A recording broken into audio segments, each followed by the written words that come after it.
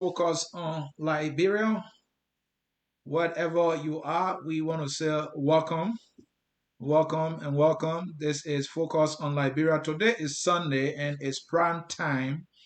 And in this edition of our show, we are discussing the topic using historical and current issues in assessing Liberia's future. We want to look at history and we want to look at today, the current events, and assess Liberia future. In other words, we want to look at what happened yesterday, what's happening now, to tell what will happen in the future. But in order for us to be able to tell what will happen in the future, we have to look at how we were doing things yesterday, how we're doing things now, and what are the things we need to change now that we did not change yesterday for our tomorrow to be better. You remember that saying? If you want to know that your Christmas will be good, just look at the Eve. And so that is what we are about to discuss. We all want a good Liberia. But how do we know that we're going to get that good Liberia? We have to look at yesterday, we got to look at today and how we've been doing things. And then we can have hope that, okay, given the way we are doing things now, maybe our tomorrow is going to be better. My name is Anthony Sie. I am hosting today along with Mr. Dennis Jar. We have in studio Mr. Robert Gagwa Jr. and we'll also have Mr. Steve Bole.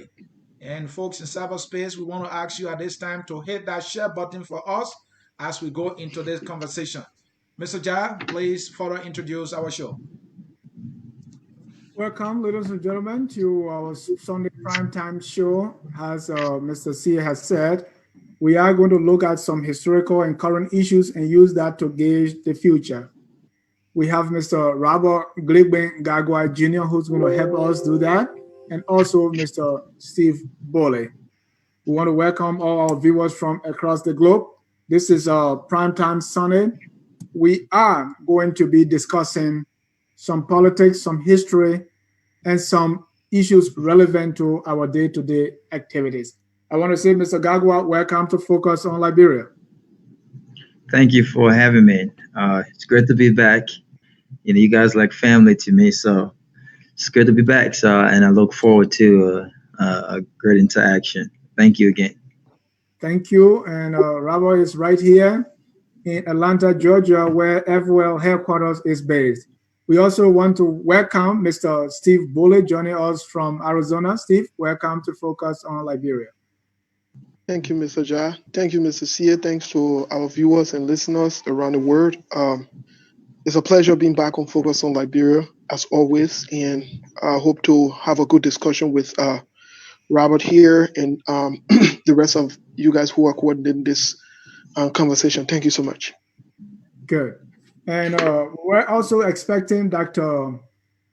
Balakima and also Ms. Kona Hall to join us, but unfortunately, they are not here, and we're going to continue on the show. Mr. C, back to you. Thank you, Mr. Jar. And folks, one more time, we want to say hit that share button.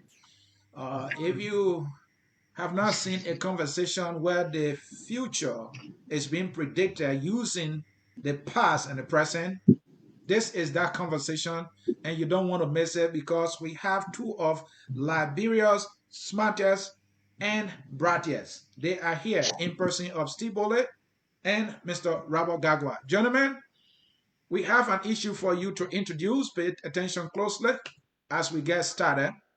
Our first segment here will go like this.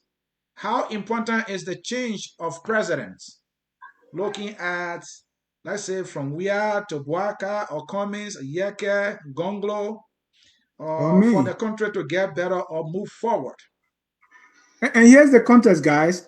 Most of the time we talk about the issues in Liberia, and some are going, the president must be changed. We have to vote the president out, and oppositions figure are very, high-spirited.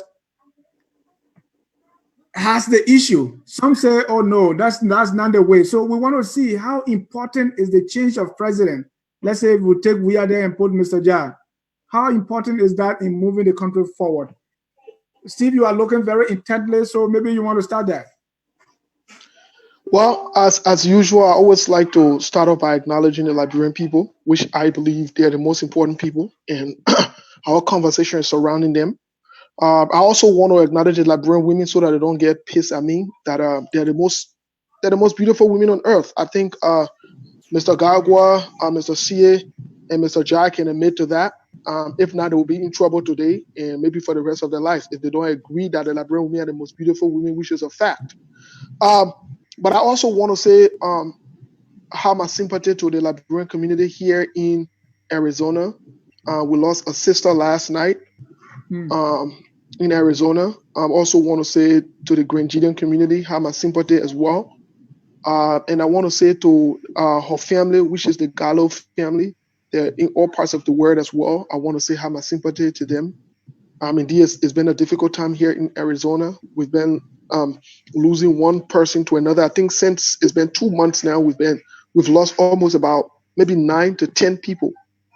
And so this is real. So I just wanted to bring notice so that I have my sympathy to all the family that have lost people and loved ones here so far in Arizona. We pray that God will comfort them and keep them in this time.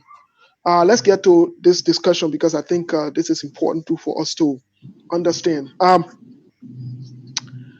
The issue of change of presidency in our country. I believe the presidency in Liberia plays a pivotal role.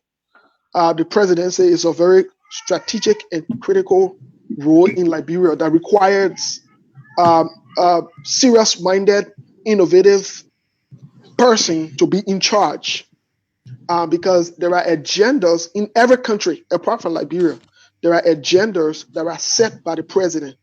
There are platforms, or however you want to term a manifesto from the staging from the political party, to the needs of the people, the needs of the country, and also incorporating international relationships and also some of the policies internationally, both nationally and internationally. But I think the issue of changing the president at this time in Liberia, I want to believe is important. It's very, very important for the head of state. But I also want to say that this is not the only issue that we have in Liberia. This is not the only issue.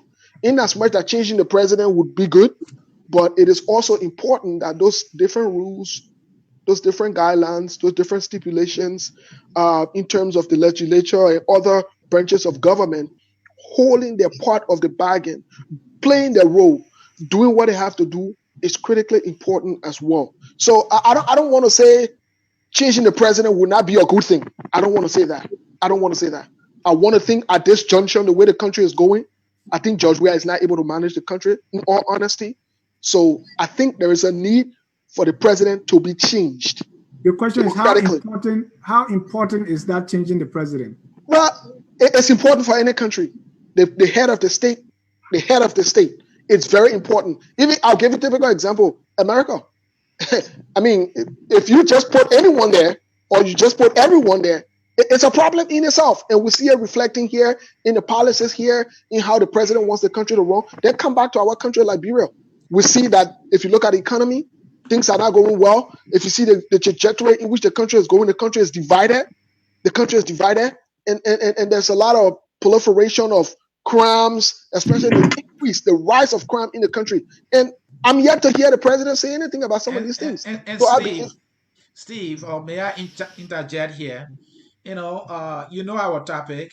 We are using both historical and current issues. In this case, we're talking about the presidency, right? Right. Liberia, if we are to change president through election, in the coming election, that will not be our first time. We have done it over and over, and we can all agree that Liberia is zero in terms of development. So how can you say that this changing of president is so important when we have done it more than maybe 15 times and we have not gotten the result that we ever wanted? Yeah, let's Steve hold that thought. Let Robert comes in with his first before Robert gets his feet get kind of numb. So Robert, going, how important is the change of president to get our country moving? Well, first we have to look at the purpose, the reason why we are even involved in the changes of not just our presidents, but our elected officials, right? And one will conclude that in every democracy, we have a democracy in Liberia, like just like the United States and other places around the world. Our constitution, based on democratic practices, require. So there's a legal requirement that I think has to be addressed first, and that in that context of why it's important, there's a legal requirements that mandates elections to change leadership over time. Right? There's a legal requirements that says president can only do 2 terms, and the legislative branch of government can do this time, so forth and so on. So that's a part of it. Now, when we talk about the importance, I think it's very important, and I will concur with some of what Steve Bully alluded to. Um, it's very, very important, and not only when the president is not doing well, but it's also important when the president is doing well because it's constitutionally required. Now, to the point of Al Sandy, when he said, "Well, we've been doing it over and over, and nothing have changed," is exactly what I want to touch on.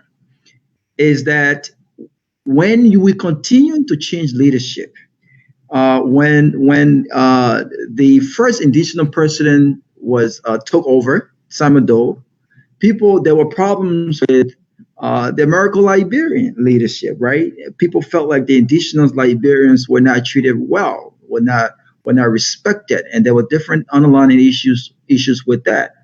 And I assume a lot of people thought that an indigenous person would have helped change things, right? I don't think much changed. We had tribal tension in our country, and that reconciliation was not done across our country. And then you had other Liberians, additional Liberians who, killed Doe. We know how that happened. And then there was a struggle of power. Long story short, we have continuously changed our leadership over and over without any yielding any results. And so the question I think we have to discuss further to understand not only why is it important, but why we haven't yield any result is it a systemic mindset kind of thing? Are we doing the same thing over and over and somehow expecting a different results?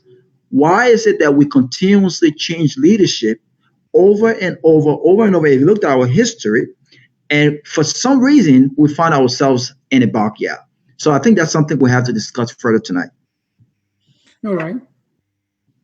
Go ahead, Anthony. You had a question for Steve. Yeah, so Steve, I know Rabbi chipped in on that question about we have been doing it over and over. I like the fact Rabbi brought that point in that, hey, first we have to do it because it's constitutional. In other words, a constitutional requirement. But the point we're making here is that when we change a leader, we hope that the next one coming will do better. So, what good is in this changing thing that we're doing? I'm not surmising that we shouldn't do it, but what is the change in it? I mean, the good that is in the change that we always want. So, this is my question: does the region, the section, the ethnicity, the education of that leader in trying to get that leader that we really want to get the change we want? I mean, do we have to look at those variables? I mean, have those variables being able to give us a good leader in any way for which we should use those as yardstick, education, region, all those things don't matter. Well, am I allowed to go or is Let Steve Steve go Bullet? first. Well, I think that's a good question, but here is the thing, though, Anthony. Mm-hmm. The issue of changing leadership is And I want to add: does political party also matter? What party the person come from? So go ahead. I think the issue of changing leadership is imminent because of democratic rights processes and steps or procedures. However, one of the things I like to point out is once we've gotten our mindset from sectional regional, tribalistic, or religious affiliation, or even political parties. And we start to look for leaders not only that have a track record. Now, one of the things we did was we overlooked in all our changes, and I will take it back from the 80s. I want to start from the 80s because this is what I'm more familiar with. And not to disregard history, but this is what I'm more familiar with for the past 40 years or so forth. If we take back to our history from those time, we see the same people who associated themselves with Doe, who helped Doe, came in through directly or indirectly and became leaders. Now we see the same thing in Charles Taylor. Now we saw the same thing in Ellen Johnson. Now we are seeing the same thing in George Weah. Now here is the thing though. It is not just a matter of changing the president. It is about what do we look for in this leader that we want? What are things that we are willing to not let go? And what are things that we are willing to uphold? So let's take, for example, if we were to say going on forward, anybody that is going to run for the elections, they must not have had any kind of participation in any crime at all in Liberia, such as being part of the war, contributing to the war, or whatever. Once we start to set those standards, then we start to scrutinize these leaders. For me, it doesn't matter which county you come from, which religion you are, and all of this. What I am propagating is that we find leaders that are up to the task, leaders also that are not gaming, leaders that are not just focused on political issues, but leaders also that have a track record, people that are serious minded, people that we can look on. Not saying, Prince Johnson can run for presidency. This person, everybody can just run for presidency. I think that's where the mistake has been in this concept of changing leader. But I think it is imminent for us to change leadership. It's important. And Robert, Robert, if you don't mind, I want you. Steve brought the issue of track record, and whatever thoughts you have, added to this with a track record, right? So let's look at Sankara. Before becoming president, what was a track record? Let's look at Paul of Rwanda. What was a track record before becoming president? What was Thurman track record? What was Tubal track record? So if we had to look at track record, and then if we look at the track record of past leaders in different countries, did those track record give those countries better leadership? Well, look, I like to be very, I like to speak from a facts perspective, right? Uh, I think the brother touched on some things, and you also touched on some things. I just want to clarify, just for the purpose of our, in the interest of our audience, change the constitutional requirement to change CHANGED, or if you may add, it's not necessarily, it or does not necessarily equate to you getting change. So let's just be clear. Changing leadership does not necessarily mean that you're going to automatically get change in leadership or in results. So let's just be clear with that. Now, with regards to track records, we do not have the data, we do not have the system, or nor from our perspective, I don't think we have anything that it takes to conceptualize the importance of track record, right? If you looked at Liberia today, you asked the question, does political parties matter? No. Political party only matter when true political institutions exist. And I'll give you an example. If I ask you right now, Dennis and Al Sandy, what is the difference in ideology between the CDC government as opposed to the Unity Party government, as opposed to the Liberty Party government, as opposed to the ANC government party? What separates all of these different parties ideologically? I don't think none of you guys it would take hours for you to come up with something, because you know why? All of these parties and ideas are not different from each other. They are recircled. if you look at the opposition for right now, right? The opposition, 80%, and I stand corrected, the opposition consists of the former ruling party who had the opportunity to deliver on change for 12 years. Once they were taken out of power, they automatically becomes the opposition, and they adopt the change message. And so the question you must ask is, what change are we talking about? If we look at the record from the time you had the opportunity to actually deliver on change, it doesn't really reflect that. And so, no, political party doesn't really matter because we don't have true political institutions. We do not practice true democracy, and there's a lack of education when it comes from a voter perspective. The questions that matters to people in developed countries such as America, the questions that voters ask, those questions are not asked in like those questions are not asked in like there, and I think that has to change. Thank you. Let's move on, Steve. What, Mr. Jah, just before we move on, there's something what I'm coming to ask is going to be in line with where you're going. Okay, because all right. We started with, how important is the presidency to, or the change in the presidency to moving the country forward. Right. And you guys, I didn't really get a clear answer, but let me see if I can get in the second question. So exactly for this country to move forward, what are the top 3 things that must change? Let's say tomorrow when we wake up to have a better Liberia, you guys have not told me that it's the president that needs to change, but tell me the top 3 things that must change for us to have what we're looking for. Well, Mr. Jah, just before I answer that question, I would like to go back to something Robert said in order to clarify something. And I want to say, like he said, he's too to be corrected. The 80% number that he threw up, I think that number is a little too high. So because we don't have the data or the facts, I will say no, because other people have come along, people that were not in a unity party or so forth. So I want to clarify that. But another thing that he said that I want to clarify is track records are very important for leadership, and I think for anything for the most part.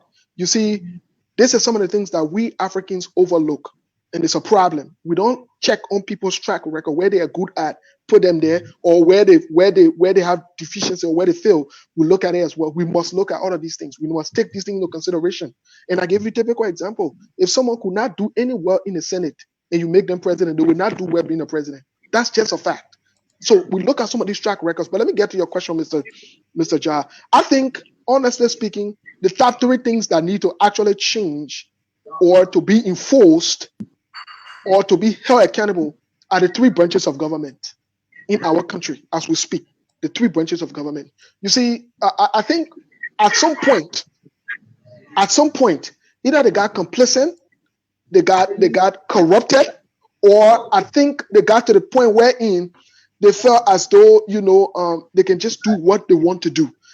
I've seen, and just from my time from maybe the early time up until now, following politics, I've seen there has been no accountability between these 3 branches of government. There has been no accountability. Either they are working. 3 branches must change. What exactly must change? So one of the things that must change is that they have to be held accountable. Either the leadership in there needs to go, or the people that there need to go, so that new group of people can come in. Because it seems as though either they don't understand their role too, their functions, or what they need to do. Take for example, if you were to call, I'm getting a feedback. Yeah, go ahead. If you were to call a senator or a representative right now, they would tell you off the bat the cardinal functions, the 3 cardinal functions. They would list it off the bat, but they are not doing these things. So it seems as though where they're supposed to be checkmating each other, they've not done it. It seems like that barrier has been broken. It's more like the president come. How do you have the president comes and say he wants this to happen, and he gives this person some more money and they make it happen? Or cases come to the judiciary, the judiciary sweep it under the rug and they let people go.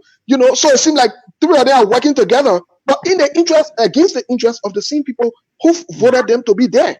So this is the problem. So that's one. And then two more you can, or that's the only thing. Well, another thing again that has to happen is also citizens need to take responsibility and become aware. We need to educate our people. Our people need to take responsibility too of their actions and become aware. And I think one of the big things that need to happen is we need to prioritize the rule of law in our country. We definitely need to prioritize that. The rule of law, I'm not saying needs to be changed, because I've read some of these beautiful rules and regulations or laws that are written on paper, but they are yet to be implemented. So enforcing these things, once we have people that are there that can enforce these things, regardless of their political affiliations or family connections or what kind of background they have, I think we'll move the country forward. Robert. Well, I think three things, and I think what the brother we have to break them down into words, right? I don't think the three branches of government has to change, or I don't think you necessarily have to vote everyone out. If you vote everyone out right now, it still doesn't change the system. It still doesn't change the mindset. We're dealing with what I believe to be a systemic issue in Liberia. So one of the things that I believe that has to change is we have to adopt and promote the importance of true political institutions in Liberia. If we must create a two-party system, then let's do that. If we're going to open the door for all of these different political parties that are created out of one group that probably didn't feel satisfied or well treated. I'll give you an example. You have the former vice standard bearer of the ANC, who just recently resigned, and in his resignation,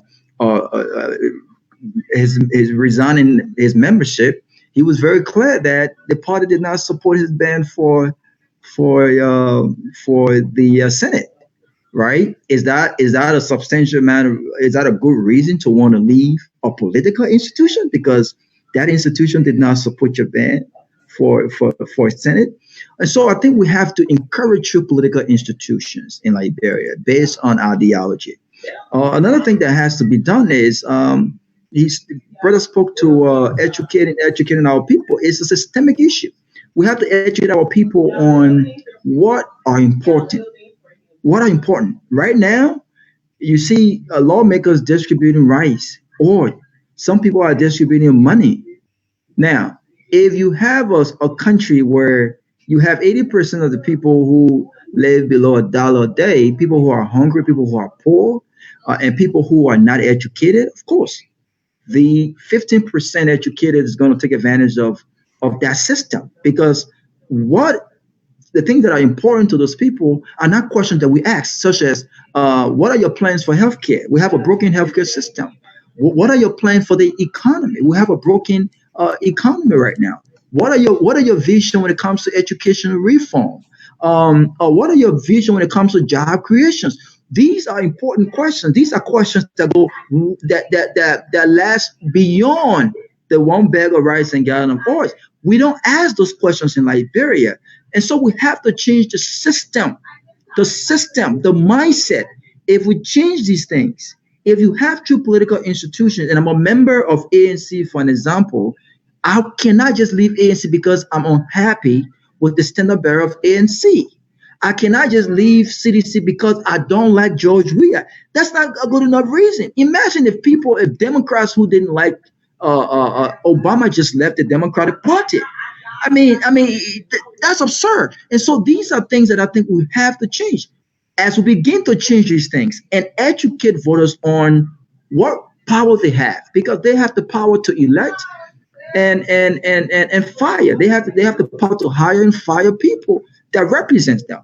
As they begin to understand this power, they will start asking the right questions. They will start looking at track records. They will start looking at promises that were made during the elections and what was fulfilled, and so forth and so on. And they will use that as a measuring stick to evaluate the performances of elected officials and whether or not, based on these performances, whether or not they deserve another term or offices. And folks who are coming in on the message of change, they can also evaluate their time in the private sector, what experiences and things, skill sets they bring to the table, and so forth and so on. But we have a serious systemic issue that's going on in Liberia that has to change. Mm. And Robert, I want to jump in this conversation here. I may not have a question, but this is what I'm going to say. I agree with you, first of all, that just maybe we need two-party system for now. And many people believe this. It is not the perfect system that we may have, but I don't know of any other system in terms of political parties in Liberia that can be better than a two-party system, giving the population, giving how Liberia is fragmented politically and even in terms of reconciliation. I think a two-party system uh, will make the political competition in Liberia much more competitive and much more beneficial to our country. And there are multiple reasons why. One, if we do so, people jumping from one party to another will be minimal, thereby minimizing the corrupt intent of individual, because an individual made that decision to go to the other party because they want a job. I'm not saying a two-party system will be able to curtail that completely, but it will minimize that. All right. And another thing I would like to see is we should make it criminal for a lawmaker, any lawmaker for that matter, to carry on projects directly as they are doing, because that opportunity or that avenue that has been given to them, it is one of the fueling or catalyst for which they are not doing their legislative responsibility. These guys should not be involving in projects like building schools and building hospitals. That is not their work. They should be re-elected or elected on the basis of what? Lawmaking and oversight. If we create a system where the guys can only be elected on the basis of making laws, and oversight, I think it will reduce the corruption at the level of the national legislature. Because right now, as a lawmaker, you should be able to advocate for more money to go to your county for schools. And when you secure that money in the budget, your other responsibility is to provide oversight that the county officials implement that particular project, and you the one should be. But right now they have direct involvement as to how the money allotted into the counties are spent, and some of the money go to their individual projects. So I think if we just get rid of that these people should have nothing to do with any project, be a personal, it should not. I think it will help a lot. Now it comes to the presidency. All right. Thank you. The, the Mr. presidency, C. I want us to go like track record, as Steve said, but the track record thing is tricky. All right. For example, let me go after Cummings. Cummings has a very impeccable record from the corporate world. Can we assume that because he has that impeccable record in the corporate world, you're going to come to the political world and do well? Or we see how ASC is doing. Now he's chairman. We'll see. We'll evaluate. How good is the ANC right now in terms of unity? ANC is not a unified party. It's a different scenario. So we can base our decisions on track record. And that's my contribution there. And I disagree with you in many areas, but I don't want us to go into that. This two-party system is a scam, and it's forcing things down through. But I want us to hold your thought, Roberts, because we started with how important is changing president. We went to the three major things that you want to see change so as to move the country forward. So let's look at presidents from Tubman up to now, because we want to see those things being actualized, or whether we see them visibly in those past administrations. So from President Tubman up to now, I think you have heard somewhere somebody was saying George Weah is the worst president. So I asked, how about Alfred F. Russell? He said, who's that? So before you be able to compare, you must compare all our 24, 25 presidents, right? So my question is let's compare from Tubman up to now. Do you have the worst administration or the best, and why? This time we're starting with Robert. look, that's a very interesting question. And let me just give a disclaimer. I am not a historian. I'm not a Liberian historian. And so some of those guys that some of the of our past presidents, I wasn't even born. But I'll take a look at Tubman, for instance, right? Uh, as the historian puts it, Tubman, according to them, he was the most effective Liberian president. And so I decided to look up some of the things, some of the reasons given for which, according to them, he was most effective. And it was very limited. It wasn't much in terms of policy output and policy accomplishments and things that actually happened. Of course, he had a lot of different great ideas, right? But some of the things that they said he championed for getting the feedback. Go ahead, Go ahead. yourself. All right. And some of the things that they talked about was that he championed the causes of the tribes of the interior, right, against the American Liberians. And he championed education. They talk about the Peace Corps and all of these different things. And then you look at the Doe administration. The Doe administration, as historian puts it, was there to bring the additional Liberians together, all of the different tribes, right? We all know how that ended. That didn't end pretty, right? That was a big fail with regards to that. There was a big division, and people didn't feel like they were being treated the same way they felt oppressed by the American Liberians. Some additional Liberians felt oppressed under Doe. And then you look at the Charles Taylor and how we even got to the Charles Taylor, right? You had Charles Taylor, whose father was an American Liberian and whose mother was an additional Liberian, right? And he felt like, you know what, this guy has to go. So he comes in with Prince Johnson, and Prince Johnson kills Doe on live TV, and Charles Taylor and Prince Johnson falls off because of power. And here we are. It look like to you there is no best, or where you going with it? No, absolutely. That's exactly where I'm going with it. Because if you Right. look at the substance, right? If you look at the substance, and others might disagree with me, especially folks who might have more in depth when it comes to the accomplishment or what these guys were trying to accomplish. But what they were trying to accomplish doesn't really matter if it were not accomplished, right? We're talking about what was actually accomplished and how that leadership transformed or changed Liberia or the Liberian people. Nothing. You looked at Ellen Johnson Sirleaf in recent time for 12 years. Under my impression, I think Ellen Johnson Sirleaf got one of the best support from the international community. And look at where we are. People can argue who are members of the Unity Party with regards to what she inherited and or failed state with absolutely nothing and where the country is. But when it came to critical sector in our country, critical sector that needed transformation, that needed reform, she didn't do well. For instance, educational reform. She indicated that education was a mess. That was a fact. The healthcare was still broken. Ebola exposed how broken our healthcare system was. And if you looked at all of this job creation, the job rate was still staggering. And so when you talk about the worst and the best, I think it's very subjective.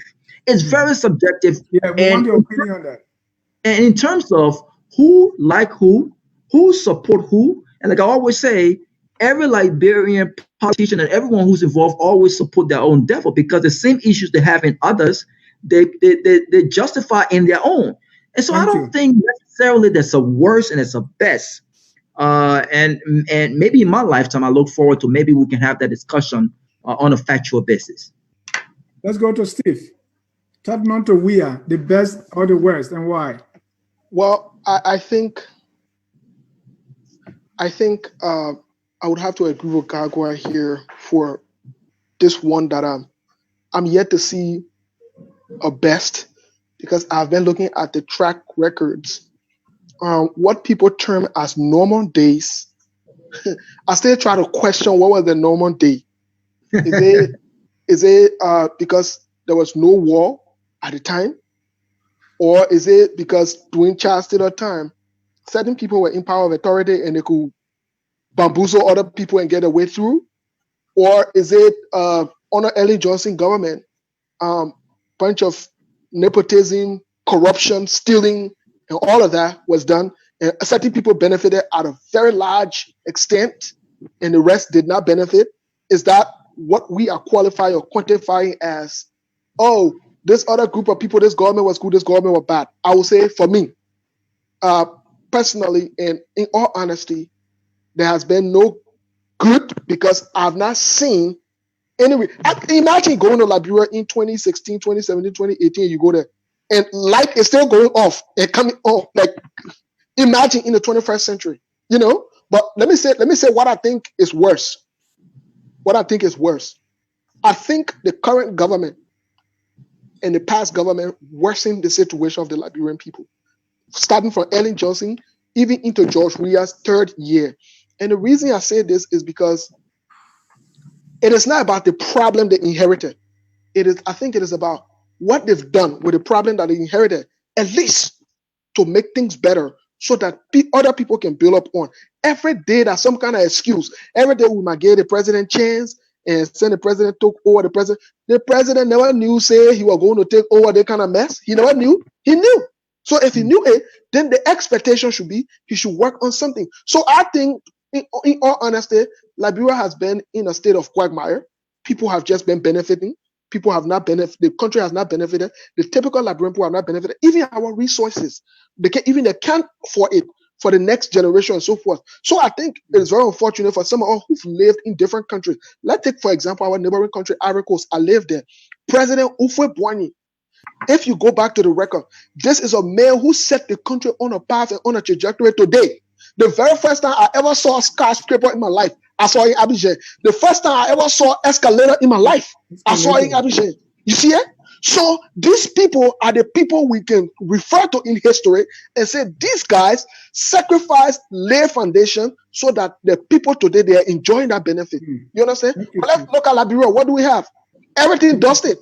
So that's where I want to stop. I don't think anything is good there yet. So, honestly, are you shocked to hear these guys say nothing good? I agree with them. There's nothing good. But what I would like to ask you, and maybe they can jump in, is if we can agree, assuming that possibility does exist, is if they are all not good, we can find the best among them. Are there some things that we can look at and say, well, maybe they're okay here? And can we say that? And Mr. Jai, I want to bring you into this conversation. You know a little more history than maybe the rest of us yet. Looking back and now, would there's some things good or better that you know of? Right. I mean, even for historians, it's very hard to compare because everybody lives in their own era, right? Right. And every era presents its own challenges, its own problem. Every time there is a problem that each leader tried to solve. And so historians look at that era, what they were faced with, and how they approach it to compare with the other people. Okay. So like we said, starting from Tubman, at the time, what was his preoccupation? What were the issues happening at that time, and what was he trying to solve?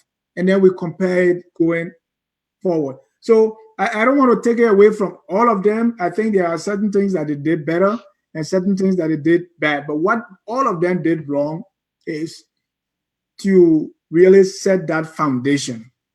Because there was a video posted where they are embracing fires and everybody, oh, Liberia, because they saw Tubman, because this was a promotional video where they were Firestone and all the things that were happening. And people were happy to see that. Okay. But if there was a highway built from Cape Mount to Cape Palmas, 8-lane highway, even if the docket up, we'll still see some concrete. Right. But because there was nothing there, that's why we face the issue we face today. Yes. But let me, if I may quickly, I just want to add to what you said. I think what you're trying to say was every presidency, right, was defined by something during that era. I'll give you an example. I think that the George Bush era of was defined, even though the economy wasn't as at its best, was defined by 9/11. Right when 9/11 happened, how George Bush administration reacted and handled 9/11, I think kind of helped him a lot for his reelection. I think that the Obama administration was defined by the recession that he inherited, right? And the economic policies and plans that he had in place, that he had put in place to get us out of that recession into a booming economy, helped define his administration. That was part of his legacy, and also the fact that he actually went after Osama bin Laden uh, and got him killed. Every leader, Trump administration, for the most part, will be defined. We know he's done a lot of idiotic things, but for the most part, in my view, from my perspective, will be defined by the coronavirus and how we handle. I think Ellen Johnson Sirleaf, will argue that her administration, and I think she gotten a lot of personal accolades and benefits from her handling of Ebola in Liberia, even though we had a broken healthcare system. I can't say much about coronavirus in Liberia right now under George Weah, but the broken economy, who helped define his administration. But when you look specifically at Liberia and all of our leaders, I cannot put my hands on anything concrete that define their leadership, that administration through leadership and accomplishment, true real accomplishment. When people start talking about the building of a new terminal at the Roberts International Airport, when people start talking about investment, direct investment and investment, the question that I always ask is, how did that actually transform our country? How did that actually move our staggering unemployment rate? How did that happen? And let me close with this. Doing normal this, I think the brother Bully raised a great point. Doing normal this, what were the jobs rate? I asked my dad, we had this conversation before, because normal days is seen as times where everything was good, but were there no poverty? Were Liberians still not unemployed? How many people actually enjoy? How many people could go to work and actually bring home a livable income during normal days? And so when you talk about all these different things, it is mind-boggling. And we're in the 21st century and we still find ourselves talking about these things. And so a lot needs to change when it comes to Liberia specifically, but I think it starts and ends with education. And that's why Daniel Noko says, if we want to talk about that, maybe he said maybe Liberia's future should not be left to politicians. Can private citizens bring us into that positive future? Absolutely. Steve, you wanted to say something?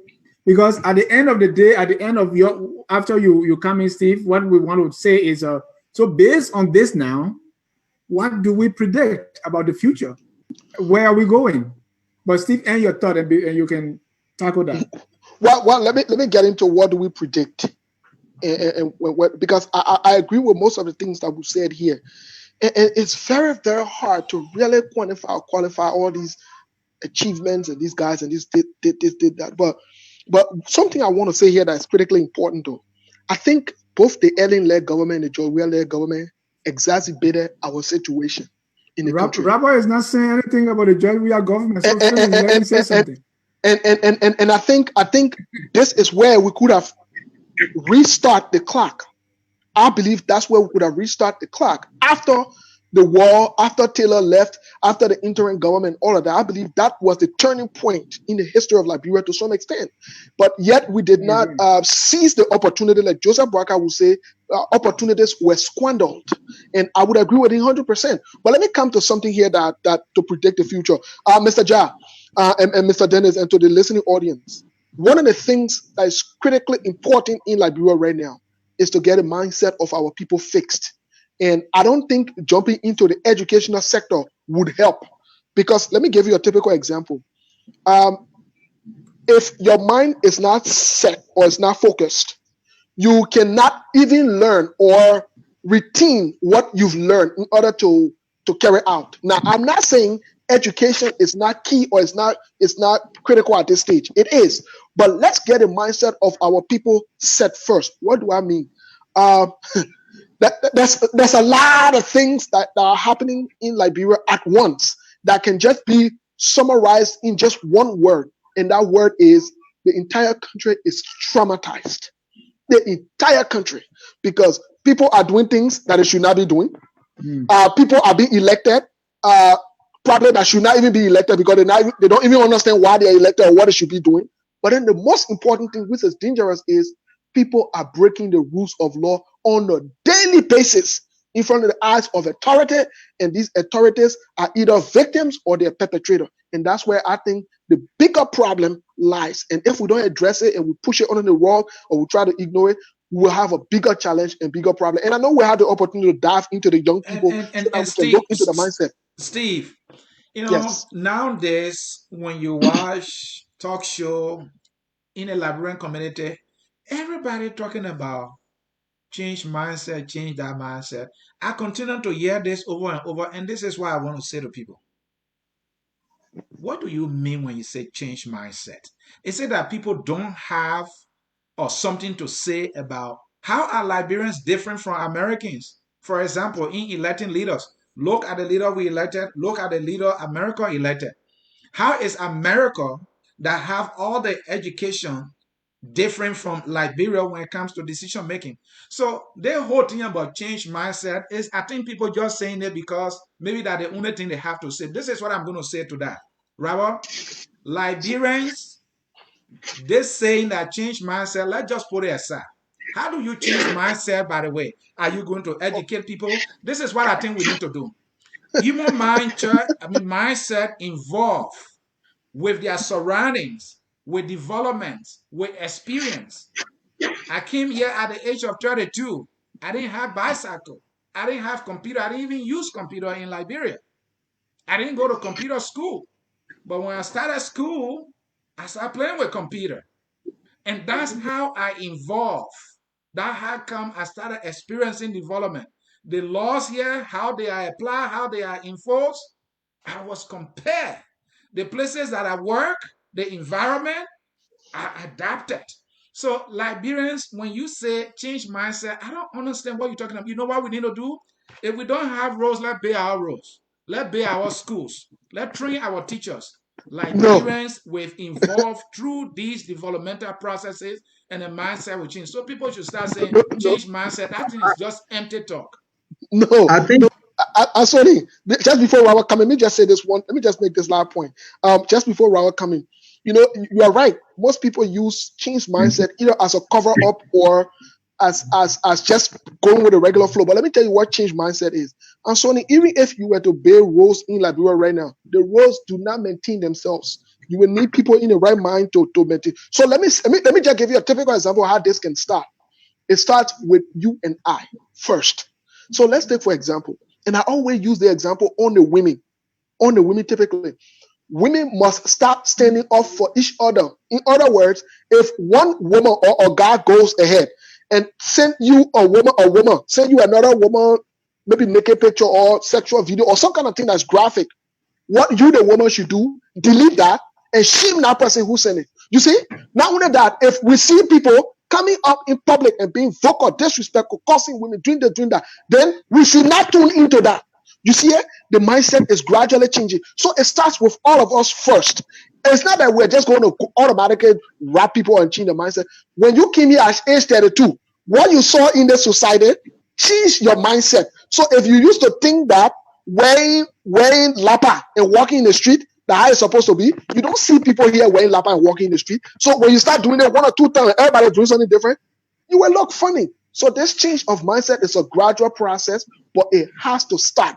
And the truth of the matter is this, though: most of the people in leadership in Liberia, and most right. of the people in Liberia right now, they are either victim of the war or so forth. So some of them, truly speaking, in all honesty, do not need to be in public offices because they don't understand what they are doing. That's what I want to say on that point And before Robert, God. before you come in, I mean, I like how my man Asuni put it, because I mean, and with force, he said that's ludicrous. Get it? But my question for you two about the change mindset is, which one happened first? Because for the example you gave, you said it started with you and me, right? Yes, yes. But you said So we have the right mindset. Is that what you're trying to insinuate? So, No, So, no, so the whole idea of mindset is, so where do we start? What no. Asuni is looking for, what Asuni is looking for is changing mindset is so abstract. What he wants to hear is let build schools, for instance, and educate the people to if there is if people are traumatized, let's have rehabilitation done. But the whole so, idea of changing mindset to Mr. Sear is abstract. Robert, so what do you Well, say? it's done let in me. three words. It's done in three words. It can be done in three words: Hmm. educate, inform, and empower. Once you do these three Say that things, instead of change mindset. Let me so hear no, from No, no, you. no, no, no, go no, ahead, no, Robert. Go no, ahead. no, no. No, I disagree with both of you, Sonny and Dennis. No, no, no. You can't just put. You have to put it in context, right? You can't just say build roads and build schools, right? When and you can't just say do we have a change mindset? Because why do we have a change mindset? I think it's the question we should ask, right? Uh, there are No, what people do you in think this that is? country. It's so abstract. It's not concrete. Yeah, it is, but you is again you still have to put it in context. Let me give you an example. There are people in this country, there are Liberians in this country who've lived many years in this. Look, I came here when I was 13 years old. I went to high school, college in this country, right? I can tell you right now, deep inside of me, I'm a Liberian. I'm from Bassa, man. I grew up in a Liberian home, but in a different way. I think it's what our parents first. It starts at home. What our parents instill in us, the discipline, the principle, the integrity, how we are to conduct ourselves, and how we are to and right versus wrong, so forth and so on. Of course, as you grow up and you become a man, a woman, you start to trend your own way. But that discipline, that training is still within you. There are people in this country who knows that there are consequences when you litter. Right. You cannot take a cup from you got from McDonald's, you drink, the cup is empty, and while you're in Okay. traffic in Atlanta and you throw it up on the road. Guess what's gonna happen if Is the that cop because sees of you? mindset or No, because of no, the that's where I'm driving at. So you okay? can't just say you can't just say, educate the people and da, da, No, da. no, no. There are people who will take that cup, Mhm. keep it in the car. Some people have trash or bags in the car. They will put that in there, and when they get home, they throw it in the trash. These same very people, there are people who will be they want to urinate. You know what Right. they'll do? They will They get off the want next exit and go to the nearest gas station or nearest store and ask for a bathroom to urinate, right? Because they know you cannot get out of your car, exactly. pull your pants down and urinate on the side of the road. There are consequences, and guess what? There are laws, there are consequences, and those laws will be enforced. But these very people will go to Liberia With and this they do mindset. the opposite. So it's not just about the mindset, it's the system. The system. The system. When you have laws and those laws are not enforced, those laws are not implemented, and people feel and the system allows them to get away from doing things that they would not do in other places where laws are implemented and enforced. Guess what they're going to do? They will do that. When you see police officers at night at checkpoints, I'm frequently in and out of Liberia drinking on the job. You know what's going to happen if a police officer get caught drinking drunk on the job. There are consequences. He might lose his job. He might even pay a fine, right? And so when we talk about changing the mindset, it doesn't just happen automatically. And it's not just about the education because there are educated people who does stupid things, right? And so we have to start. It has to start from home. And then when it comes to the legal aspect of it, the system, what the government, what society puts in place, if we have a law, that law has to be enforced to the letter. Okay? It doesn't matter your status, it doesn't matter who you are, that law has to be enforced. That's Robert, how you start changing the Robert, mindset. And by the Robert, way, I think you make your point, and in my opinion, nothing you said is different from what I said. Nothing oh, is okay. different from what I said. You just, piggyback on me, or you just buttress what I said. It's not. So the whole thing here is abstract mindset. Mindset. I gave school as an example. School is part of a system. The gas station you talk about that the person is trying to reach to use the bathroom is part of the what? You know, the So I example said, that I gave. why then would you So, do, why did you go to Liberia and want to see to them shit then? to further make my point, I want to bring Steve in here. There are Liberians who are here in America who watched Mele Prophet Key show. So this mindset, something you guys preaching, how is that going to help that person? I mean, if I should agree with you that, yeah, let's change their mindset. How do you change the man who is in America where they have all these systems, where they know that at your place of work you can't use those kind of colorful words, and they go there to watch it for entertainment? I'm not saying it's not here, it's here. Even worse than Liberia, I want to argue. How does that person mindset change? Thank you, Mr. Jai. And you see, these are the kind of conversation we should be having. How does that person mindset change? So let's take, for example, if somebody went and listened to somebody who's insulting or violent, went and watch violence, let's say that we're all insults or whatever it is, the first question I would ask, the first investigation I want to do is, what is making them to come to that level? What is making them to come to that level? That's the first question. But most importantly, like I said earlier on, the three things that we need to do: inform, educate, and empower our people. Now, in the informing part of it, is I need to investigate. Why is it that they're watching that show? Why? Why are they going there? What is there that they like? Now, here is a truth, though. Here is a truth that most of us we don't like to talk about at times. The truth of the matter here is most people give into these negative things, and whether in Liberia or in America or wherever it is, most people give into it because either they are victim of it or they want to use other people as stooge. But the truth about it is this is not who they really are. So one of the things we can do, because this is not just restricted to people going to watch people cuss, this is a national thing that we are discussing here. One of the things we can do is, first of all, to start empowering our people. Let them know their rights. That's part of changing the mindset. Let them, for example, you and I in the country. I always say it to everybody. I say it to the Liberian women, I say it to the Liberian men. If you get anybody in your house that touch your little girl, whether that your uncle, that your cousin, that your pa, una big brother, or whoever it is, call the police on them. Call the police on them in the country. So you see, we are empowering people to know their rights. Another thing we must also do is this, though. Another thing we must also do to change the mindset is this. We must make this a national thing, wherein, let's take, for example, the issue of rape that is on the horizon in our country right now. And we'll come to the issue of rape. And Steve, let leave it right there. Mr. John, let's do this. Professor David has been waiting. Let him chip in quickly here. All right. Definitely. And then Professor David is our man. Yeah. And Professor David, welcome. We are so happy to always have you and your involvement in Liberian issue. You are Pan-Africanist. How you doing? What you have for us today? Dennis, thank you so much for the call. Can you hear me okay? Yes, sir. Great.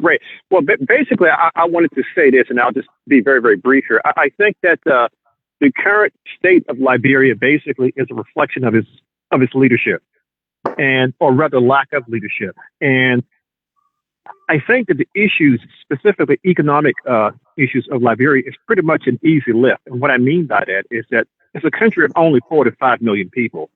And if you remember, there was a German guy on your show about a year ago, GGG, and he said something to the effect that, wait a minute, why is Liberia poor and there's only 4 to 5 million people? I mean, you can easily set that country in a borough within New York City.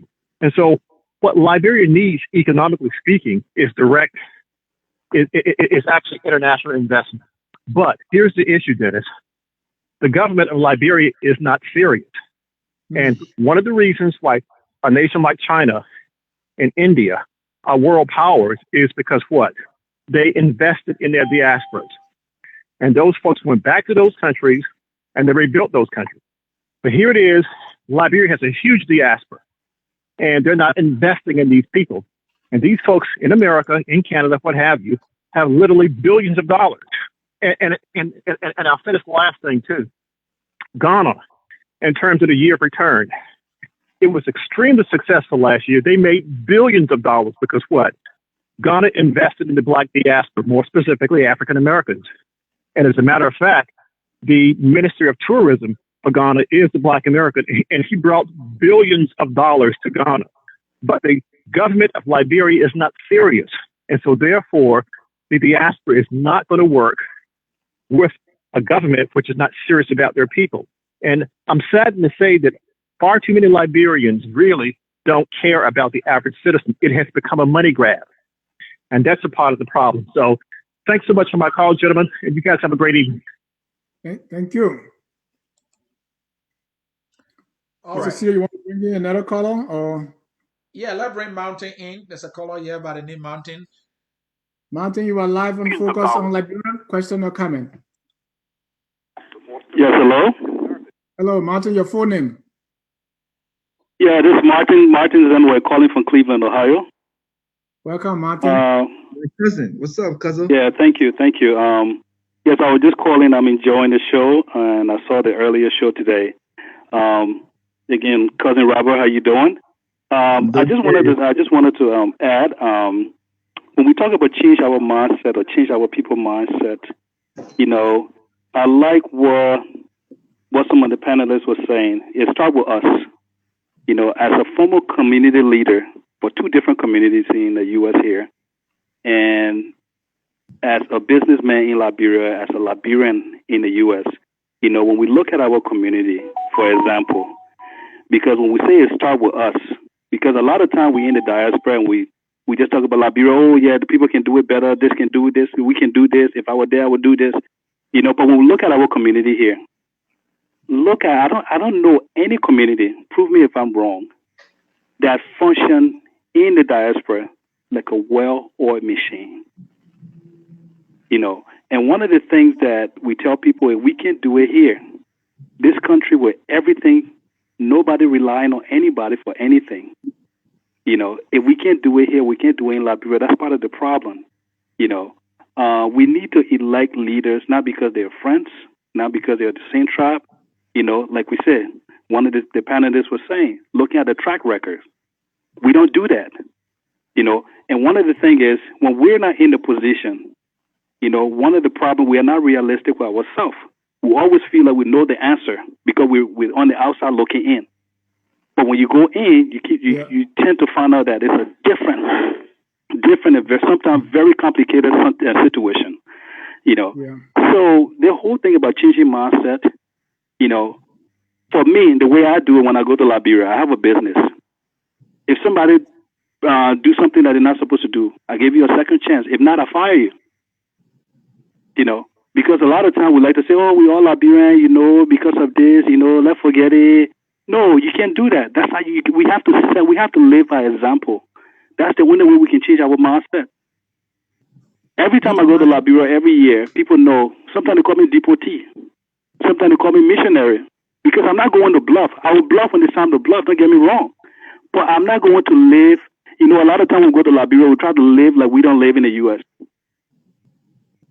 I'm professional if I need to. I'm this way if I need to. I'm not going to go to Liberia and do anything extra. Wear bling bling and just flex and show. Those are some of the things I want people to see. We have to live by example. When I go, I tell people the real thing. Look, America is not easy. America is the best country in the world. A lot of people won't agree with me, but it's the best country in the world. But you have to work for it. But you have to get a plan. Thank you. But you have to follow the people's rules. You have to follow the rules and you have to work hard. If you do all these things, you achieve anything you want to achieve. So we have to tell our people and we have to show them too. So a lot of the people that I work with or work for me, they know how I work. If you do what you're supposed to do and you do it right, you will get rewarded more than what even I will pay you. But if you don't do it, I'm not going to sit here and let you slack off and then say, oh, we all Liberian, that person catching hard time and my uncle and my auntie. No. Thank you, Martin. So we need to start living by example. We need to start living by example. We need to start setting example, not just letting things slide. Because once you start letting things slide, forget it. Let's push it on the rock. Then that's how we start diluting, our vision. That's when we start diluting our purpose. That's when we start diluting things. So we need to be realistic. You want to give people second chances.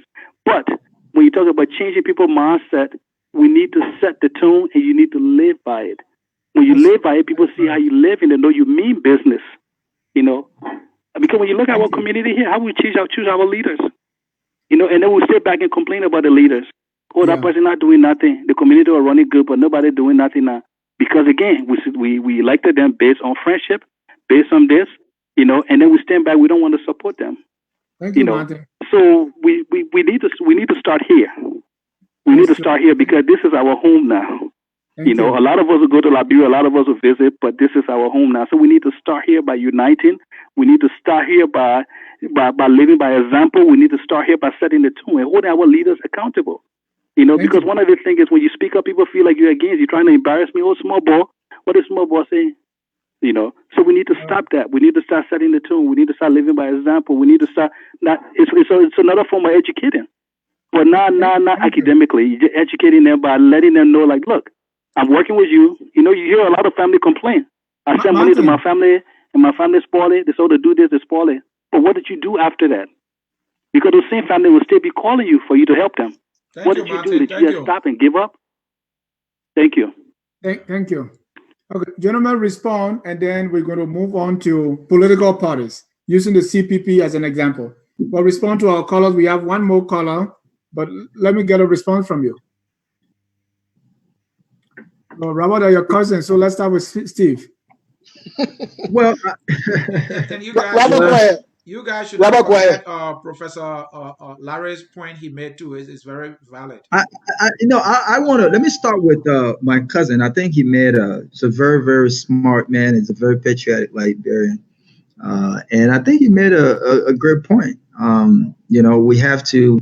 It starts with us, of course, and we have to the change that we desire in Liberia have to start with us, and we cannot do things like Bola said, the Liberian way.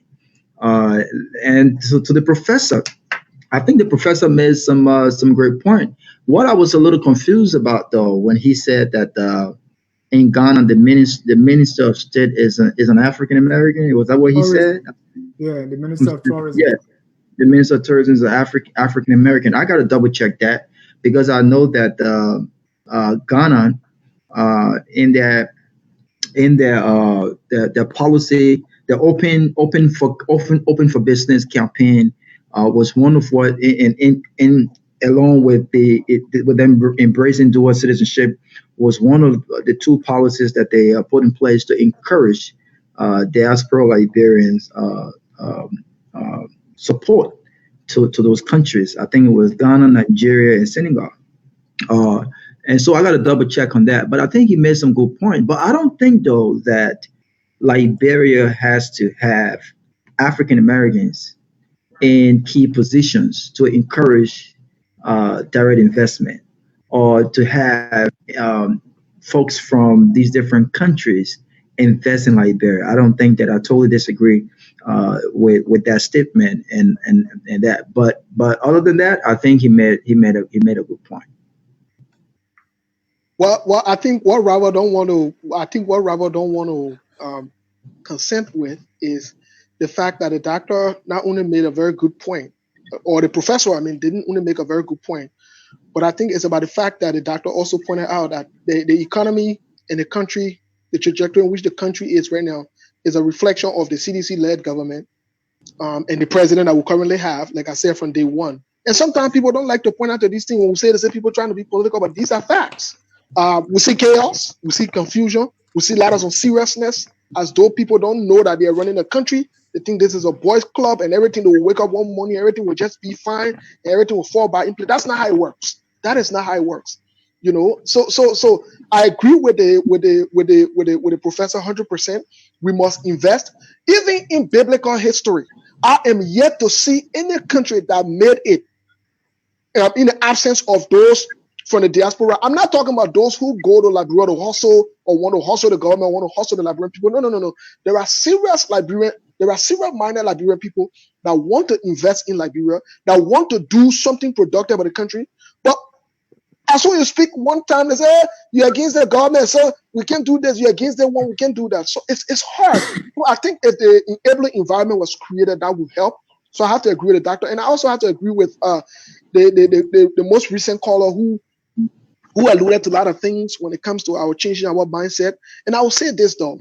gave us a good economy, put money in the bank. When the mind is not straight, we will do nothing, we'll revert right to where we are. We will go back to stealing, corruption, and we'll also go back to destroying our own things, fighting one another. We must start this thing that Robert said I was doing from home. Some of these basic trainings that we have from home, the way we were raised, our cultural backgrounds, values, religious background, other things, we need to incorporate that into ourselves and into our children. On things we say, things we watch, and other things like that. I think if we do that, we'll start to move forward as a country, and eventually we'll hold our leaders accountable.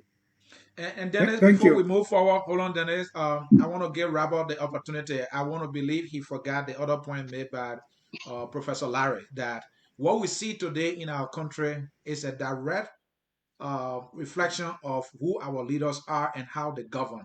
I want to give Yes. Robert that opportunity. I want to assume that he forgot that point. Well, He said they oh, are not serious. I 100% concur with them.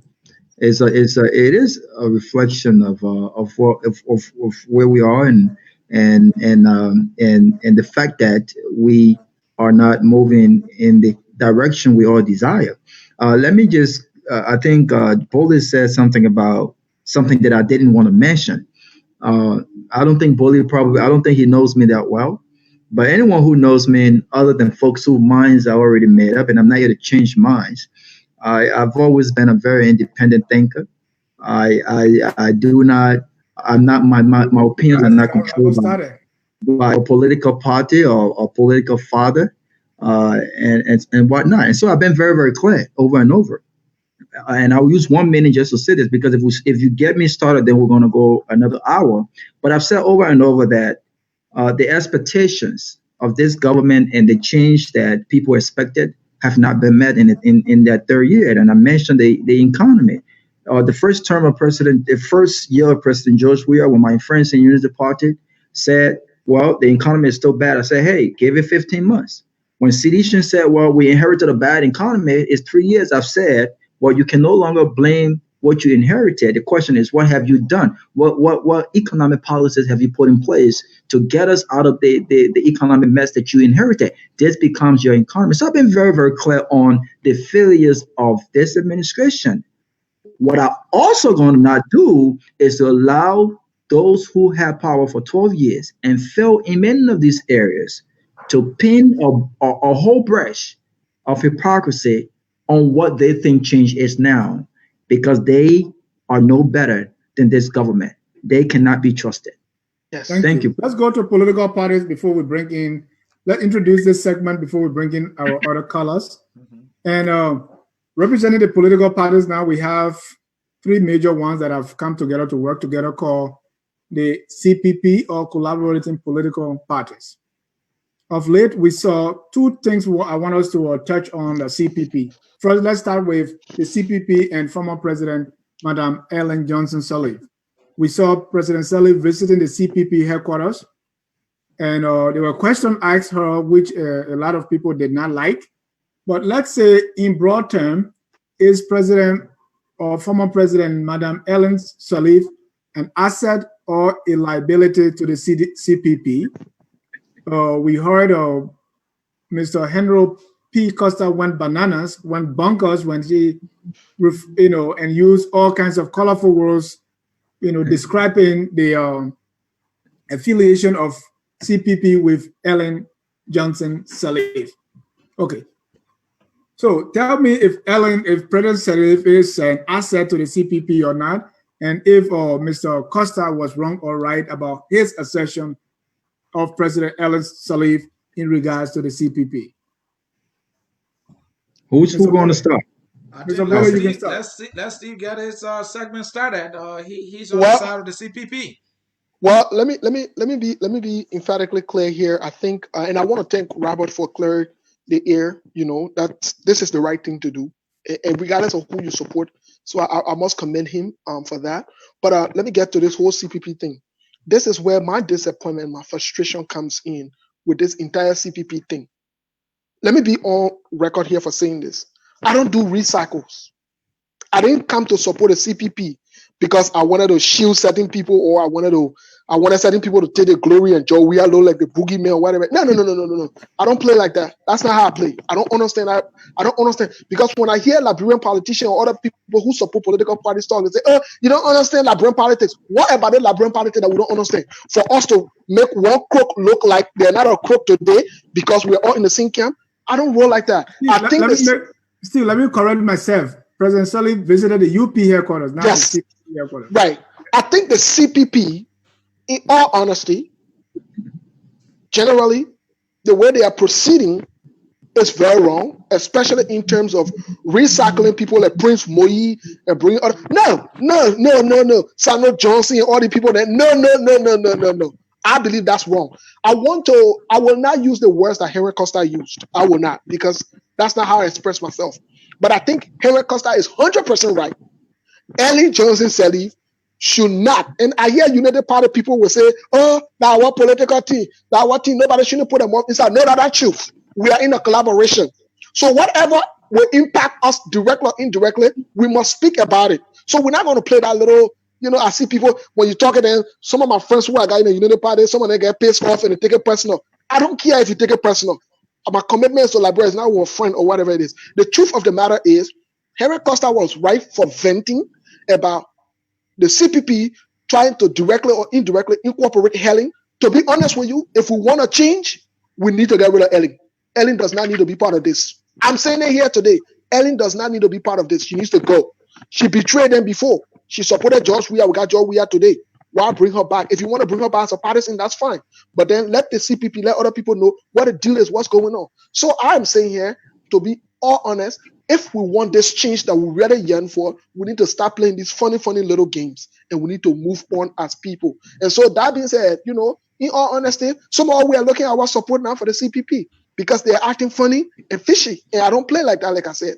For me, I'm not going to put my hair on chopping board for anybody that will go disgrace me. I'm not going to do that. I'd rather keep my support and mind my business. But I'm not going to do that. Nope, I'm not going to do that. Gawa, you are laughing. I think Steve is spot on. Do you agree with him or disagree with him? Look, I think that this is my first time with Steve, so I think we started on a good footing. Okay, I like the man. He seems to be I'm not going to use the word very, right. I'm not going to use the adjective very, but he seems to be a kind of like a balanced guy, right? But let me go to the point. Why not very on Steve? No, because I'm not yet convinced about the very. I don't want this exaggerate. All right, I'll take that. I don't want to exaggerate. So look, let's go back to the Ellen question. Right? What was the question? Is Ellen what? Asset or liability? Oh, look, Ellen. Look, personally, I like to always say before I start with Ellen. Personally, Ellen, I don't like Ellen. Okay, I don't like war laws. Okay, I don't like war laws because I've always said over and over. When you look at the Ellen Johnson Sirleaf, when you look at the Prince Johnson, you look at the Charles Taylor and other war laws, I think that there were better ways to handle Liberia's problem, right? In a more diplomatic way, in a more conversational way, right? Than the self-greed and power and all that stuff that everyone had interest in. So there are good reasons why I don't like her, and if I start right now, we don't have time for that. But objectively speaking, what I've said is this.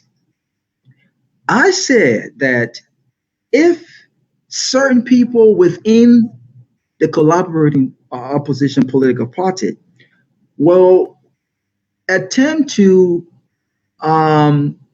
distance themselves from Ellen Johnson Sirleaf or demand that she is not a part of what the opposition got going on, then they must also distance themselves from people who are as bad as Ellen Johnson Sirleaf. For an example, Henry Costa said that why should Ellen Johnson Sirleaf be trusted? She should not be near CPP, and he gave his reason. I agree with him on many of what he said. But here is my issue. Why are you telling folks that Ellen Johnson Sirleaf should no longer be near the CPP for those very reasons? but you embrace people like Ben and Ayuri. I don't understand. Then people will argue that, well, Ben Ayuri was not president. I'm not arguing who was president or whose position or whatnot. I'm arguing the character that you object. If you object a criminal, and if Dennis is a criminal, and Dennis was not president, what difference does it make if his cousin Cindy is a criminal as well? It doesn't matter. The character and the integrity of what you object to, of what you don't like, should be the issue here. And so if you are saying based on these very reasons that Ellen Jones Sirleaf cannot be trusted, Ellen Jones Sirleaf should no longer be near CPP, then we must also say, well, why are you embracing characters like Ben and Ayuri? Why are you embracing characters like Yeke Kuba? Why are you embracing questionable characters with the same, character issue as Ellen Jones Sirleaf? I think that's hypocrisy, right? Because there are people within the CPP who are not necessarily from ALP who will come and say, well, sir, I'm from Unity Party. We had our own political issues, right? But if you're telling us that our former standard bearer and our former president cannot be part of this process, and the Unity Party, which is a part of, is part of this collaborating party, then we do have our problem with your ALP standard bearer.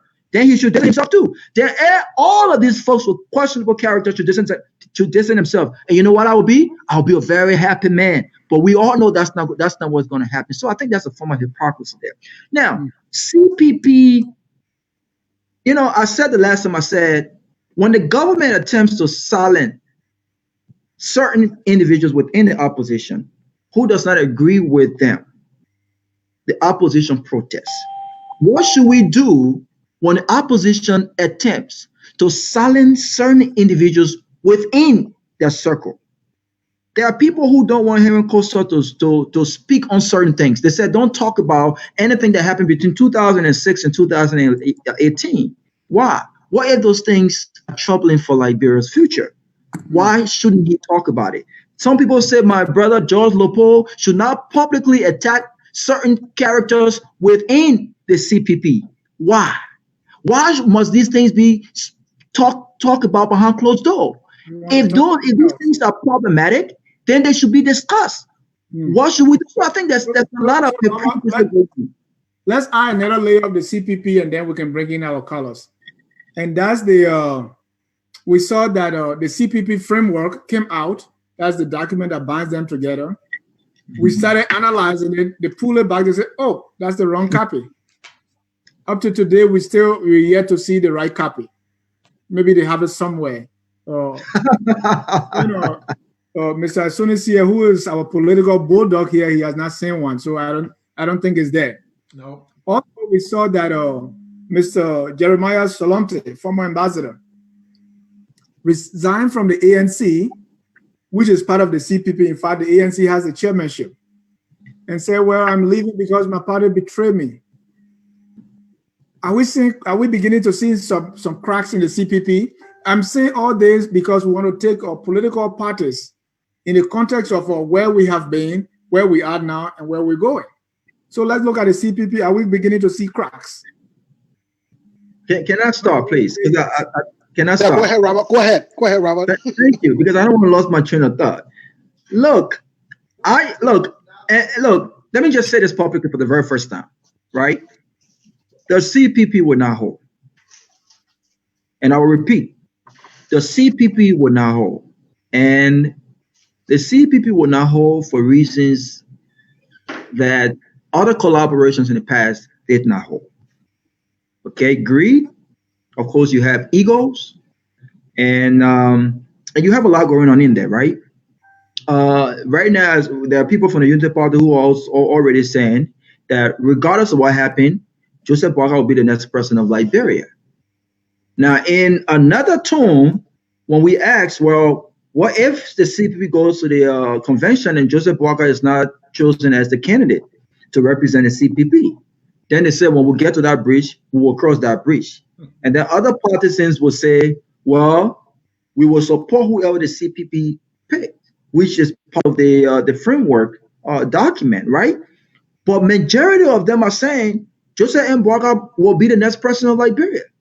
Regardless of what happened, he will be the next president. And so, which is it? Is Joseph M. Boakai going to be the next president? By that I mean, is he going to run under the Unity Party umbrella, or is he going to be part of the collaborating party? Okay, there are people who don't believe Alice Cummings is the guy.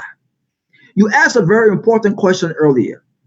What should we look for in Alice Cummings to determine whether or not he's the right guy, right? Should we look at his successes at his previous position at Coca-Cola to determine whether or not he's the best guy? I don't think that politicians are necessarily the best leaders. I don't think that. I don't think every president or everyone who works in government must be a politician.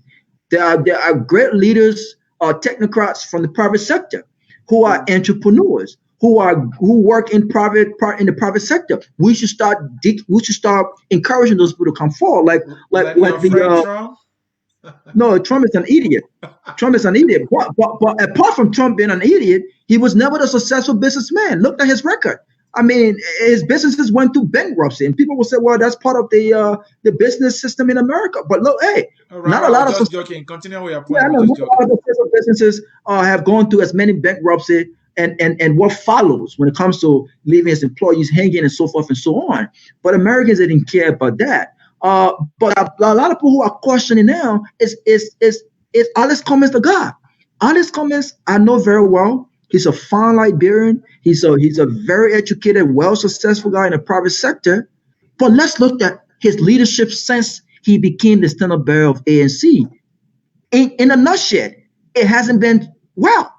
It hasn't been so successful when it comes to consolidating all of the different. You still got Team Cummings for Liberia. You still got Team ANC. You got all of the different subgroups that started before Cummings, when Cummings was still going through his exploratory for the presidency. And there's a lot of different things going on. You have the former standard bearer who has resigned. And I'm not going to blame the party for that. But I don't think he's been a very successful guy. And so there are a lot of questions as to whether or not he has what it takes to successfully lead the ANC against George Weah. The framework document was a completely discriminatory document. That document has gone in hidden. They were going back to the drawing board. They say it was the wrong document, even after they had a celebration on Zoom. How you pull forth the wrong document? You go on Zoom, you have a big party, all party representation sign the document. And when we started pointing out flaws within the document, which is not bad, instead of coming up and say, "Look, guys, we made a boo-boo, and we have listened to the Liberian people, and we will go back to the drawing board to correct some of the mistakes mentioned," they came in and said the wrong document was released. Yeah. Guess what? It's been almost 2 months. Where is the right document? When is it going to be released? We haven't seen that. So that's not changed. And so when you look at all of these different things that's happening, my prediction is that the CPP will not hold. Is that there's going to be a lot of breaking. You already seen what's going on with the COP. Important members are resigning from the COP, right? All of these different things. These are the same people. I don't think it's going to hold, and they're going to make the re-election of George Weah a lot more easier than it would be. Steve? Well, I think Mr. Gargoyle was, I don't want to say all over the place, but I think he was going to each political party and, scrutinizing everyone, which is a good thing. It's a good thing. But in all honesty, I think the CPP made a mistake, as they claimed or as they said, with the document that they put out. And some of us were very critical of the documents because, again, our loyalty don't belong to a party or to anybody. I just think, what is right is right, what is not right is not right. And so I would hope that it will come up ASAP with the framework so that the public can know what's going on. From what I've heard as of late, they're working on it. It's almost done with or whatever now. But whatever the case may be, let them come up with the framework so that we can know what's going on. I would have thought, though, Mr. Ja, there would be my honest recommendation. Before they even signed that paper, they should have pulled out that document where they said I will mistake to the public. I would have thought that. That should have been the first step in the strategy. When I saw that document, I thought they tried to play people, but somehow did not relent because we did call on them and told them, nope, nope, nope, nope, nope, nope. That's not going to happen. We're not doing that again.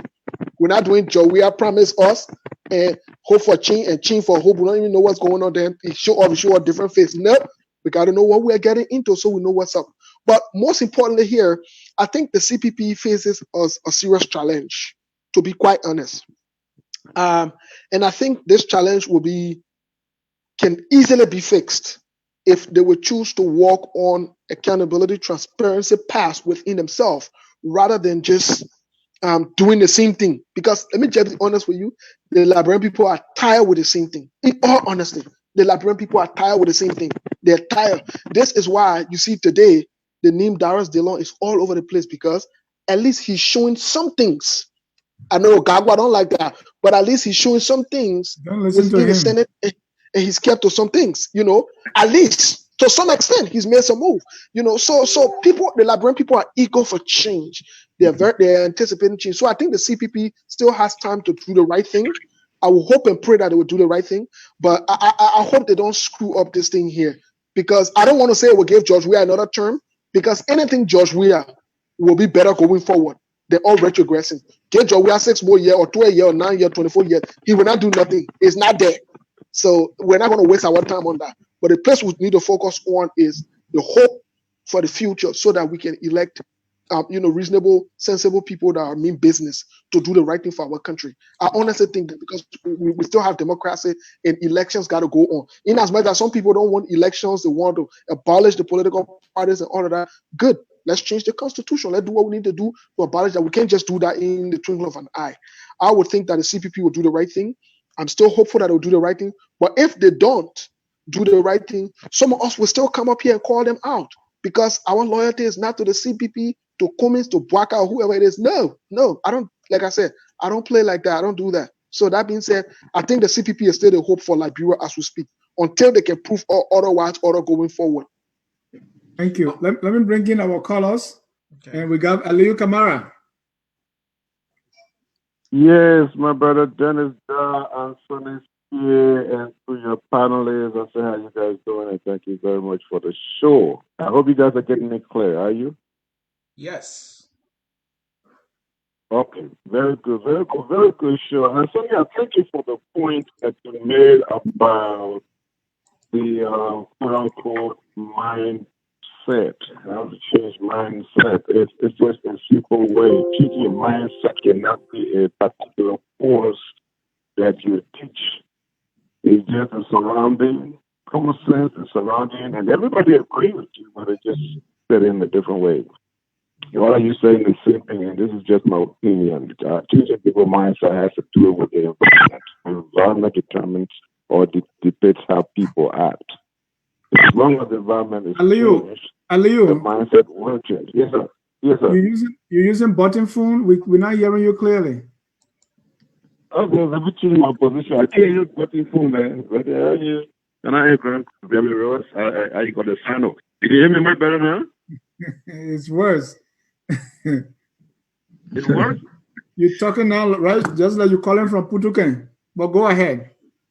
No. I'm sure you can hear me much better now. Look at my position was not correct. Yeah.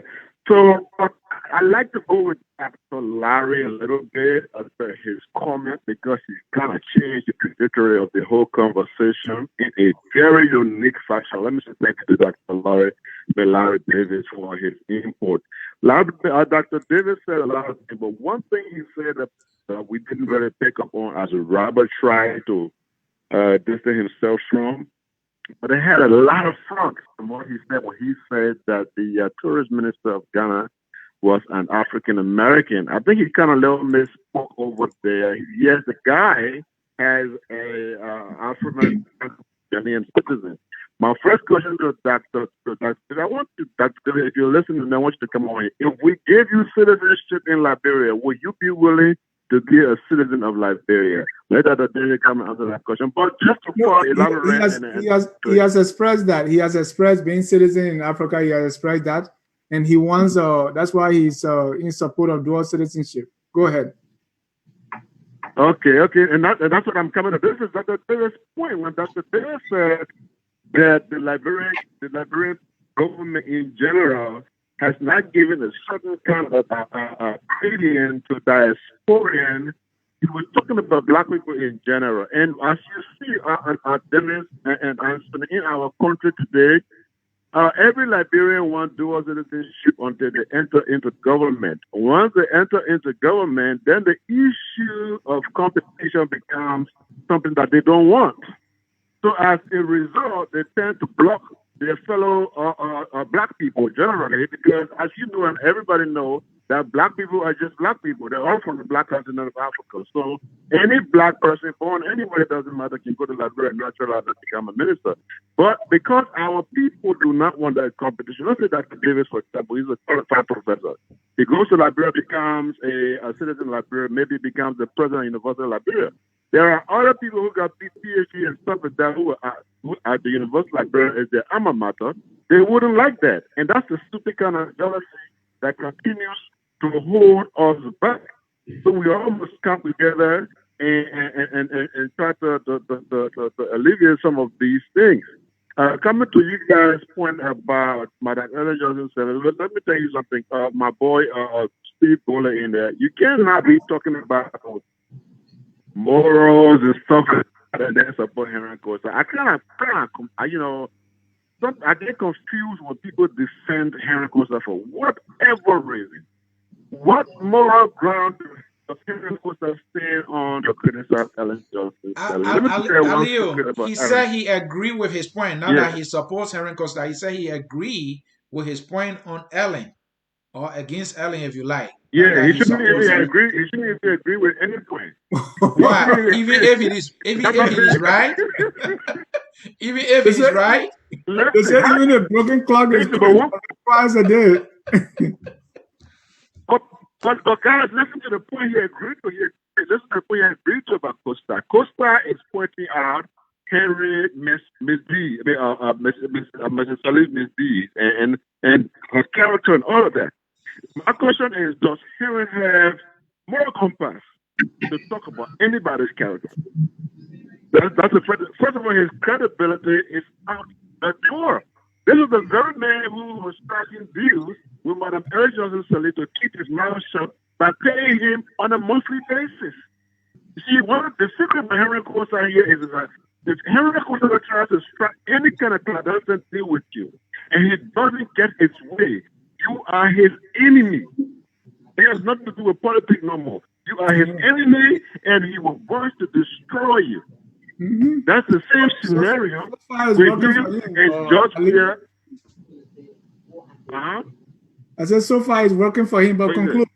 Let's bring in another. Conclude, and Ali is right. This is a very Henry Constad who took $5,000, according to himself, from Joshua through Sekou Kalasco. And now he's making all this noise that Joshua is this, that. Some people have not even met job yet. Tell me about it. This Henry Costa, people get up, Henry Costa said this, Henry Costa said that. Let me tell you, first of all, I do not listen to Henry Costa show because he does not have any character for me to follow his show. This Henry Costa was the same guy who went to run, and when he ran as a representative and failed, guess what? He insulted the Liberian people. And in fact, told the Liberian people that he worked a fee. He did not work for anybody. He worked for himself. Now, all of a sudden, Henry Costa is a hero for a lot of people. So, thank you. Let's leave the Costa business. Ali made it clear. He said, you can't stand that boy. He said, I can't stand that boy. So, understand. Ali, thank you so much. Yeah, thank you guys so much. And I need Dr. Larry David. Is trying to make it his business. Let me tell you, Dr. David, Africa belongs to all Africans. Doesn't matter where you're born. One time I heard you talk about your German side, I scratched all that. You ain't no German. You're just a black man. You belong to Africa. You're welcome to become a citizen of Liberia. Thank you so much, guys, for having me. Thank you. Let's bring in Rose Joy. Rose Joy Carmo, you're live. She said you have to pronounce the Carmo. How you guys doing? I'm here. All right, go ahead, Rose Joy. Hello. Go ahead. Hello. Good evening, guys. Good evening. I'm happy to be on here again today.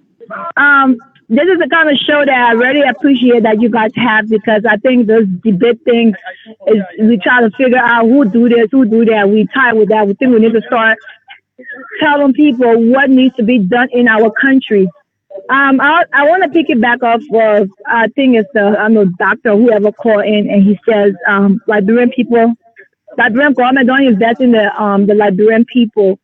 And I will come and say there's a lot of things that the Liberian government did for the Liberian people. Send people here to Howard University, bring them here to do programs and stuff, and they stay here.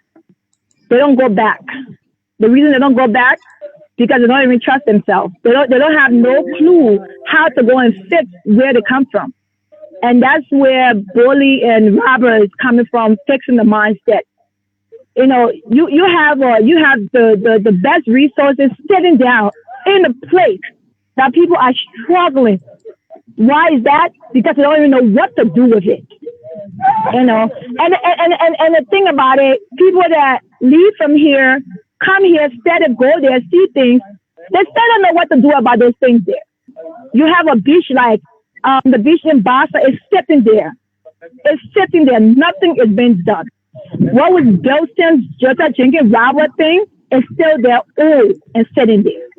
And then I'm going to speak also when it comes to, I think someone said on the show about Liberians go to Liberia and they do things that they know is not right. Again, it's the mindset. I don't care what you can give someone. If they don't have the mindset to know better, they will not do better. They will only do better when there's authority, which is called is come with the foundational part of discipline. You know, I see people from the U.S. go Liberia in the car drinking. They got the beer bottle. I can see it in the traffic. And I'm looking at them like, are you crazy? Do you know what you can do if something goes wrong? You know, if you get toxic and you hit someone, no hospital is here, someone kid can die. You know, so again, it has to do a lot with the mindset, you know, and who know who. But I like the show because we're not downgrading, we're not talking about people. And when it comes to the CBP, all the leaders in that country, all of them confused set of people. From you support Ure and you support what the one is Yeke, and then you want to talk about Eddie Johnson going to some other party to go visit. You support Yeke that walk in the street, people that destroy the country, and you want to talk, and you want to backslash you want to talk about somebody. They're all confused.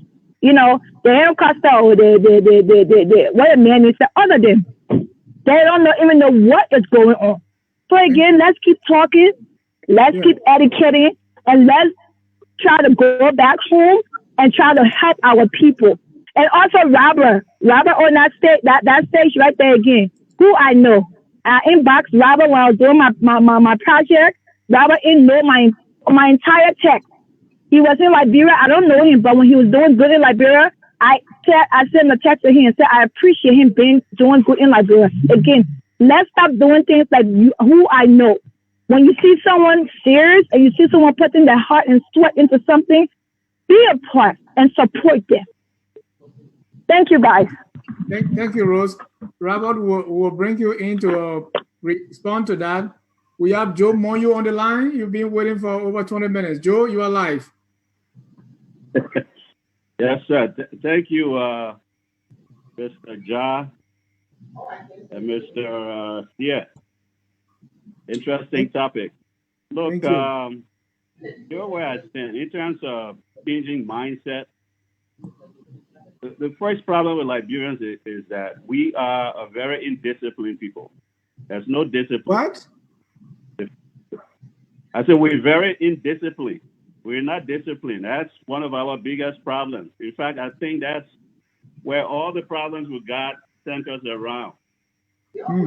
For instance, all of us, or majority of us, Joe, all of us, or majority of us. No, I mean, they are outliers.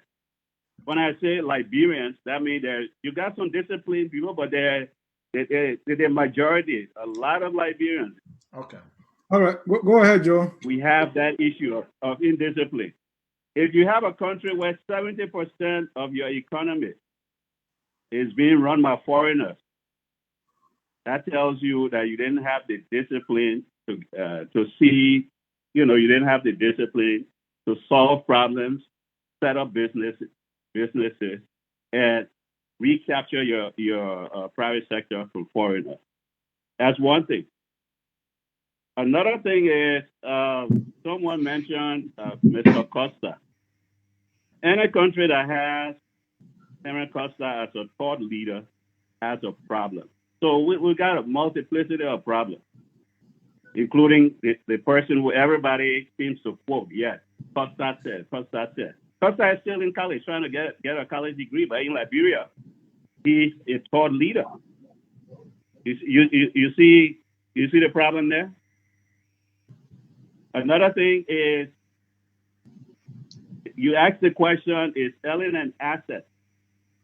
Well, anybody who won 2 elections, who owns a Nobel Peace Prize, who owns a Mo Ibrahim Prize, and so many different international accolades and awards, yes, that's an asset. There's no argument. To the CPP, not just an asset. If you come and say, for instance, that she supported George Weah, well, you have to have proof. And we're not talking about gut. Liberians will always go by this. I just went by my gut feeling that yes, she supported. What sort of evidence you have? Because I remember when I visited Liberia some time ago, I asked her that one-on-one. I said, that's the big thing in the United States and globally amongst Liberians, that you help bring George Weah, make George Weah. She said it's a lie. And I had no proof to say, well, here's the proof here. Yeah, A, B, C, D. None. So we have to stop that. Gut feeling is not evidence. So those who say, okay, yeah, she the one who brought Weah, what evidence you got? And the evidence has to be graphic. Show us the evidence. That's true, John. And one of your panelists said, she's a warlord. What's your definition of a warlord? A warlord means that you are in command and control in terms of a war situation. What part she played? I think the question, whoever said that, would say, why she gave $10,000.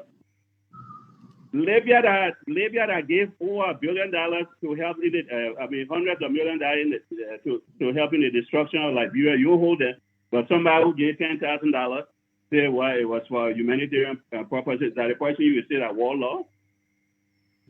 I don't understand that. Thank you, Joe. We'll let Robert explain it. Yes, thanks a lot, gentlemen. I'm enjoying the topic. Thank you. Bye. Let me bring you teacher Sister Goya. Mr. Goya, you are live. All right, okay. I appreciate it. Thank you so much, and I want to say thanks to the two fellows in studios. You're doing really well. I wanted to touch on a few things. First, I know this horse has been beaten to death already, but I have to just add my own little whip to it. Is the issue about discussing Ellen's visit to the Unity Party headquarters. I think what usually happens in Liberia when we form these, I hate to call them political parties, but when we form these election clubs and election courts, is that most of the time we don't read the documents, right? People got together and organized a collaborating political party, right? And they forgot that Ellen has sued the Unity Party. Remember when the Unity Party revoked her membership? She went to court and had her membership restored. And so if you are going to have a collaboration with the Unity Party, that means you're having a collaboration with all of Unity Party partisans and future partisans. So you can now come sit on the sidelines and complain, why did the Unity Party allow a partisan whose right have been restored by the Liberian courts to go to her own party headquarters? I think that is just trying to be a lot biased. And I like what the other brother said when he talked about, in all of the political parties, in the collaborating political parties, they have members with criminal records as far as Liberia's go and Liberia war goes. So you can't pick Ellen alone and try to latch her, and then why you also keeping your own skeletons in the closet. Having said that, I want to address also the issue about whether the CPP will hold or not hold. Looking at history, CPP would not hold. I'm looking back at 1997. Remember when Taylor was running, and we had all these political groups come together, and they went to Unity Conference Center, and somehow, what was the guy that won? And for some reason, the late Baco Matthews and Amos Sawyer, Watterson. And at that time, the political Maradona and the political whatever they were, they all decided they couldn't participate in it, and they left. And even looking at right now, the coalition, the ruling coalition, right now is minus the NPP technically, right? So they even won, and they can even keep their coalition together. The next piece I want to talk about is, again, in Liberia we have political courts, right? Jeremiah Solonte leaving the CPP is because when you look at there was a document I saw this going week that talked about how political parties in the collaborating political parties were going to get senatorial seats, right? Which counties are going to be given to them for them to run their own primaries. Bon County was not given to the ANC. So if Jeremiah Solonte stay in the ANC, that means he cannot contest as senator for Bon County. And so knowing that he did not owe any loyalty to the ANC because he did not join the ANC based on the ANC platform, he joined it because he felt that was a ticket to political leadership. And whenever you have people like that in political parties, they don't hold any loyalty to you. They don't hold, there's no mantra, there's no political ideology that's holding them to the party. And that's why Jeremiah Solonte is leaving. The last piece I really want to touch on is about how do we move Liberia forward, right? I really don't like usually when the ruling CDC always, every time you come at them and try to criticize them, they'll go, oh, but what happened 12 years ago? Well, you told the Liberian people you were running you were bringing hope for change. So you cannot always continue to run back to 12 years ago. Otherwise, you should have just allowed the Unity Party remain re-elected. Then we can all sit on the sidelines and complain. I'm looking at the Ministry of Education, right? You have Professor Ansu Soni, who is the Minister of Education, has his own private school. He's running the private school, right? You have the Minister of Health running her own private clinic. You have the Minister of Commerce running his own private businesses. How do you not see the inherent conflict of interest?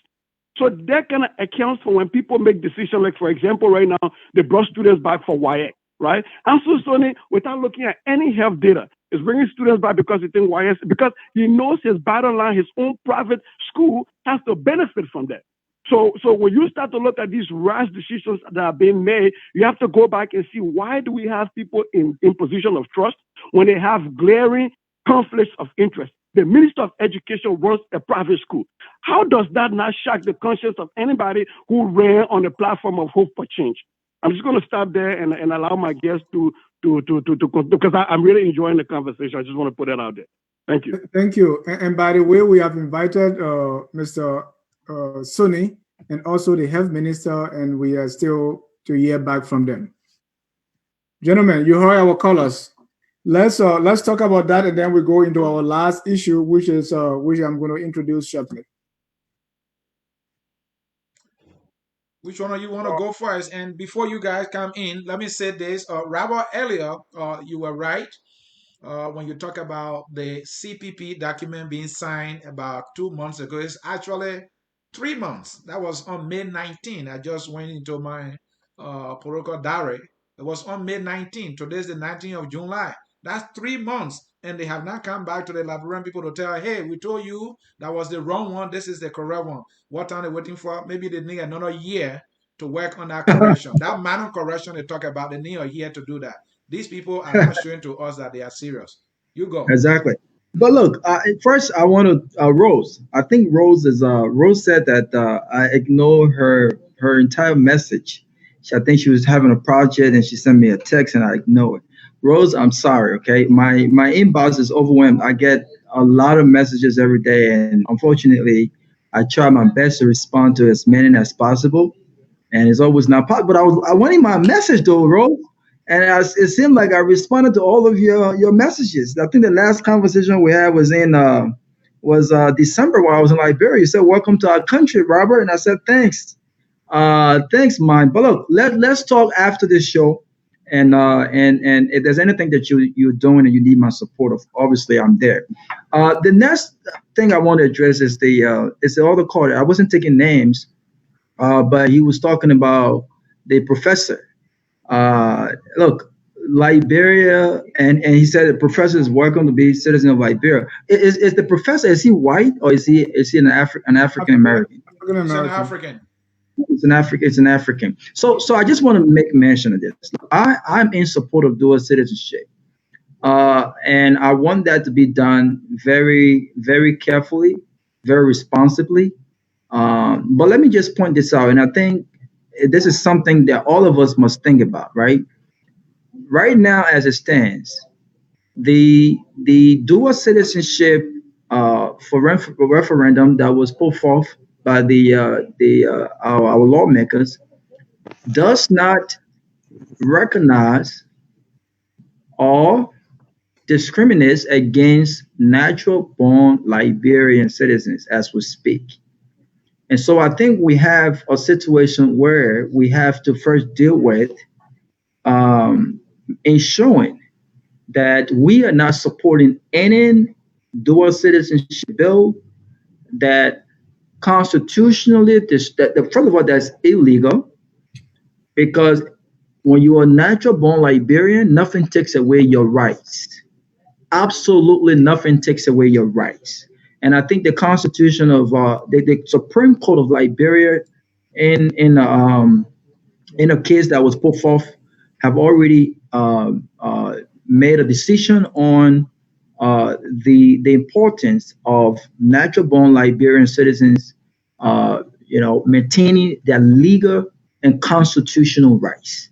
That's a So caveat. let's just be very clear with that. So in order for us to start opening the door for African Americans to or folks that are not natural born Liberian citizens by being born in Liberia, having a mother, a Liberian father, we must first understand as we speak right now, those of us who were born in Liberia, almost 2 million Liberians who were forced out of Liberia as a result of the war, our lawmakers and our leaders currently in a bill that they put together does not recognize our citizenship if we have another if we are taking on another citizenship of another country. So we have to be very clear. So we have to solve these problems little by little.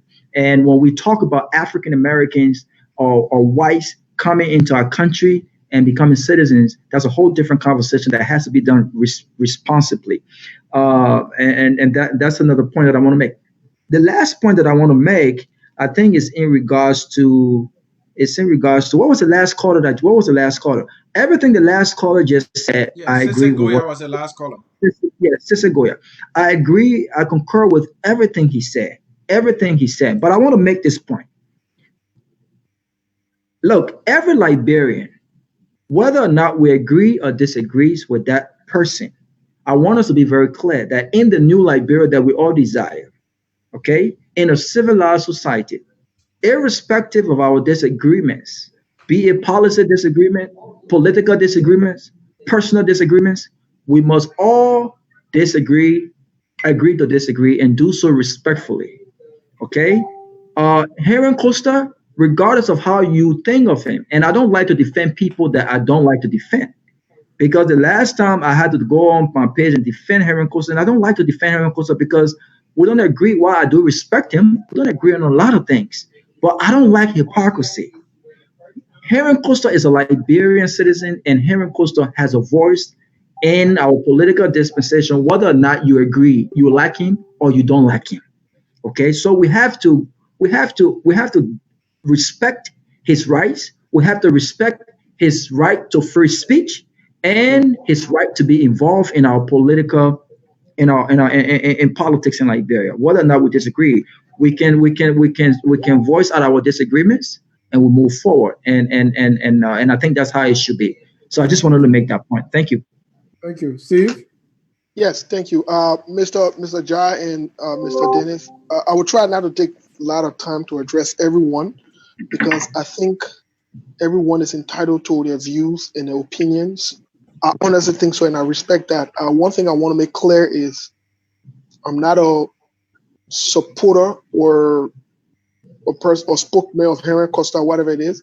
Yet I have the right to agree with him if I think his views are in line with my view. And like I said, I will not use the words he used, but I think here's a section concerned about Ellen coming back to the Unity Party or meeting with the Unity Party, and the Unity Party is in a collaboration with the CPP. That's a valid concern. There's nothing wrong with it. I don't think anybody should be getting pissed off while people are concerned. I don't think so. But if other people want to take it personal and so forth, that's okay. There's nothing wrong with that as well. It is their constitutional right to get, amped up or whatever. But what I would say is this, though. What I would say is this. The CPP must proceed with caution, transparency, and it must be accountable at this early stage. If we will move Liberia forward, we got to divorce ourselves from these. Oh, you don't understand the Liberian politics. I had someone call me and say, you don't understand the Liberian politics. You're too young. Don't talk about the Liberian politics or whatever. What in the Liberian politics that we don't understand about? What really is that we don't understand about? Is it for people to cook other people to go be making deals undercover and be saying they want change 1 minute here, but then they do the same thing? So I don't understand. So I think our people will have to make up their mind what they want to do. And if the CPP will want some of us to continue to support them, we're willing to support them. If George Weah wants some of us to support him, we're willing to support him. Just do the right thing. For me, you do the right thing, I'll support you. Once you start tripping and start acting the way they're acting and start playing the regular games and that elaborate thing, what they can do, I'm not about to do all of that. I'm not about to do it with them because I have no interest in that. I'm not interested in political jobs. I'm interested in the environment in Liberia being safe, secure, investment, and the country moving forward. That is my primary interest. So all that little thing for me is not important. What's important is what can we do now to change the trajectory of our country? And I want to challenge everybody who's in a political party, though. I want to challenge them. I want to say this openly here. I want to challenge everybody who's in a political party. When members of your political party are misbehaving or they are doing the wrong thing, I challenge you to call them out. Stop shilling. You were not born to do that. At your age, your level of education and experience, stop shilling these people. If Joe Weah does wrong, say he did wrong. If Kumis do wrong, I will say Kumis do wrong. If Bwaka did wrong, I will say Bwaka did wrong. Anybody, it doesn't matter to me. And that's how it's supposed to be. And that's how Liberia should be so that we can move forward. It does not mean that you can correct the person and still love them or support them. But let's be able to say the truth, my people. Let's be realistic and truthful to ourselves. And that's why I will start with this whole, back and forth thing. Dennis, if you don't mind, 30 seconds, please. I think there was a caller who spoke about warlords. I think I mentioned warlords, and he said, what is this guy talking about? What was his definition of warlords? I'm not going to go into that, but I just want to, for the purpose of our audience, just to benefit, let me just read the definition of a warlord, and then this is something that he can go and think about. But a warlord is a military leader who controls a country, or more frequently, an area within a country, especially when the central government is not in place. Keyword, when the central government is not in place.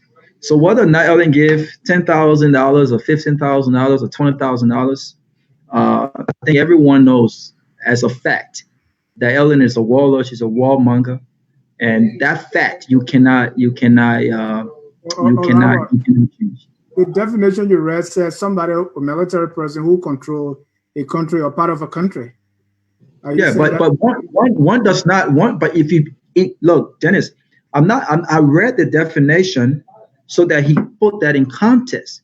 Okay, you can't just say that a warlord has to necessarily be a military personnel. For instance, like Prince Johnson. No, controlling the area. Yeah, control, but control doesn't necessarily mean one does not have to be. Was Sekou Khan in a military? He controlled parts of Liberia with learn. But I'm just saying, but those are warlords. The person who contributes, the actions of folks who actually did what, like Charles Taylor. Well, what Ellen Johnson Sirleaf did was her contribution. It doesn't make her any different from the people who carried out the execution of what got us where we are right now. Robert, let me interject. If we should use your own definitions, allow me to interrupt you. If we use your own definition, I will only agree with you if that definition has said directly or indirectly control. All right? I will say to you that at some point during the war, Ellen Johnson Sirleaf was indirectly, because when she was supporting Taylor, she was directly in control. But at some point, Taylor said, hey, I can't deal with this woman. Taylor kick her out of the whole show, and Taylor start running the show. So if we can Mm-hmm. use your definition to Mm-hmm. determine whether Ellen Johnson Sirleaf is a warlord, then your definition is the wrong one to use to classify her as a warlord. But that's your point. Okay. I just wanted to say that. Yeah. Yeah, okay, Oh, Robert. yeah, Let's move yeah, on. I Let, disagree. let, let's move on. Yeah. Let me read some Yeah. comments here as we try to wrap down. Howard Bono Rice said, "Thanks, Steve. Looking forward to a great conversation between your LRB talk show host." And that's who she is. Roberto F. Colley, our system needs to be grounded strongly in judicial pillar. Total disregard for law and order is where we fall short. Samuel Oduwole said, transparency, too much secrecy like club. Robert again said, the common people that vote these people into office do not look at all these variables. That's Roberto Colley. Waka F. Massacre, sir, I think the leader's mindset needs to change from self to people and nation. Next, deal with corruption, and lastly, apply the laws. Afonso Rodriguez, two-party system have stalled progress in America. I am not an advocate. James Judea Sedi, we claim to copy it from the United States, but this multi-party, where did we take it from? Daniel Nongos Gusha, maybe Liberia's future should not be left to politicians. Can private citizens bring us into a positive future? Samuel Aduwole again say the late William V.S. Tubman was called by the international community the modern-day president of his time in the 20th century after the Second World War when our countries were developing. And that's one reason people don't like Tubman that much, because at that peak, he did not do much. Alfonso Rodriguez again say, yes, a society where everyone's basic needs are met, a population that is educated, a workforce that can produce, and a transparent, accountable government cannot fail. Jawinken Weah, unless we change the concept that it is one's turn once he or she gets in position of power to serve as a master rather than servant, it is highly unlikely to make real progress in Liberia. Tavina Cole, Robert Gagwa Jr., but we got to do this again. Everybody on the flyer is not there. So we're going to have part 2 of the show to Howard Bono right again. No, it's not empty talk, and Sonny. We must learn to use our minds to develop and adapt to changes that bring out positive income. Mr. Sunni, I disagree with you that this whole mindset thing is not empty talk.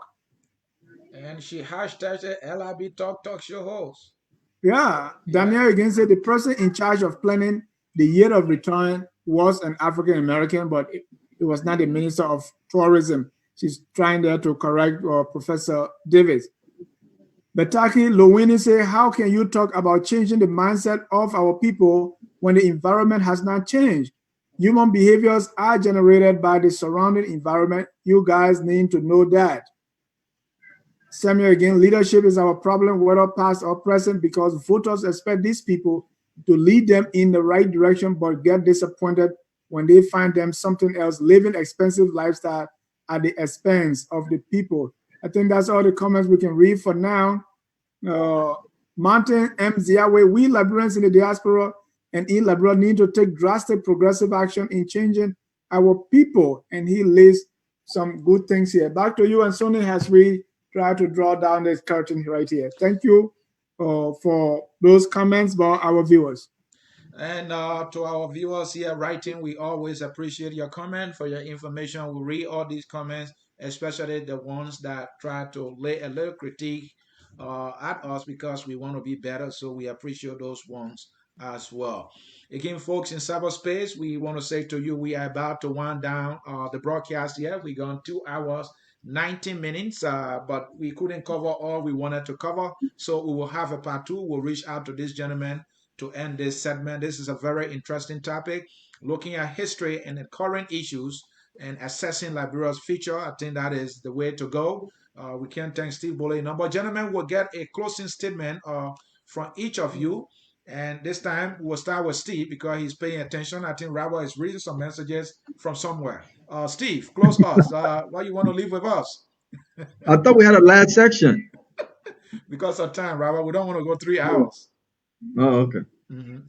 You'll come Well, back, part two. well, Hopefully, Dr. Bala will be here as well. well. I But I wanted know I was coming and you ran. You are assuming.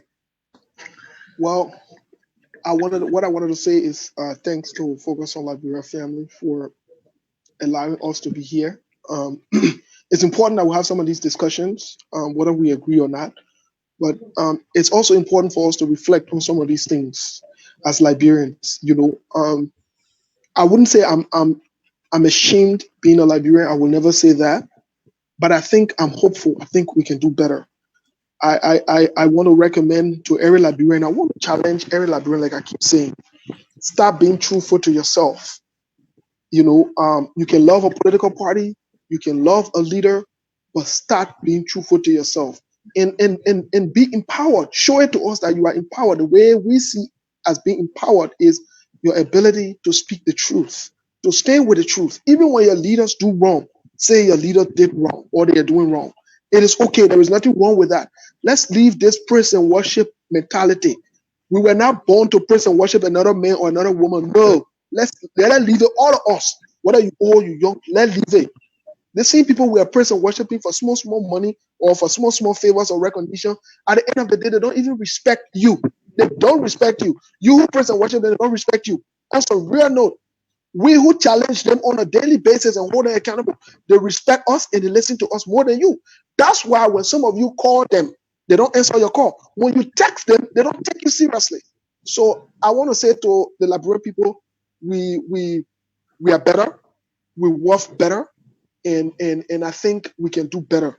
The last thing I wanted to say is I will hope that aside from politics, we're able to look after one another because over the past few months, I've seen a lot of Liberians die. This go to from the COVID-19 because we're ignoring some of the signs and the symptoms, and people are still chilling and still jumping around. Please take precaution as much as you can. Reading an article yesterday, this article says that 81 children were tested positive in Texas for the COVID-19. This thing is serious. This thing is serious. It is very, very, very, very serious. So we need to take precautions. The chilling business will not pass. Let's stay focused on our health. Let's take care of ourselves and let's check on one another. And aside from all politics, let's continue to focus on bettering our country. Thank you so much, Focus on Liberia. I look forward to the next segment, and I hope this time around you will have Dr. Bala Kimba and DJ, I know DJ Finance or Yeah, whoever they DJ are, Finance. Yeah. because hopefully they will come and hopefully they're watching this. Let's come and have a conversation that we can be of a blessing to our people and we can educate them, inform them, empower them. Let them not shy away, regardless of their positions. Thank you. And it's good to meet Mr. Gagwa too here as well. Mr. Gagwa, good to meet you. And Robert, Thank this you. is how I want you to close. As a Liberian, are you ashamed being a Liberian? Or is it that you are not just proud being a Liberian or not proud of Liberia? And what are you willing to do about it? Well, the first is I'm not ashamed. I am proud to be a Liberian, and I always will be proud to be a Liberian. I don't think that the circumstances in Liberia should not make us proud to be to identify with our country and to be who we are. Who we are are Liberians. That's all we know, right? Now, being proud of who we are, being a proud Liberian, doesn't also means that we should be proud of the lack of leadership in Liberia or some of those things that we find troubling. I think being a proud Liberian means we should be motivated to speak up, like Bully said, whether or not we are friends with whoever is in leadership, whether or not we are a member of a certain political party. It should always be Liberia first, right? So I will always be a proud Liberian, and I will always be proud to be a Liberian.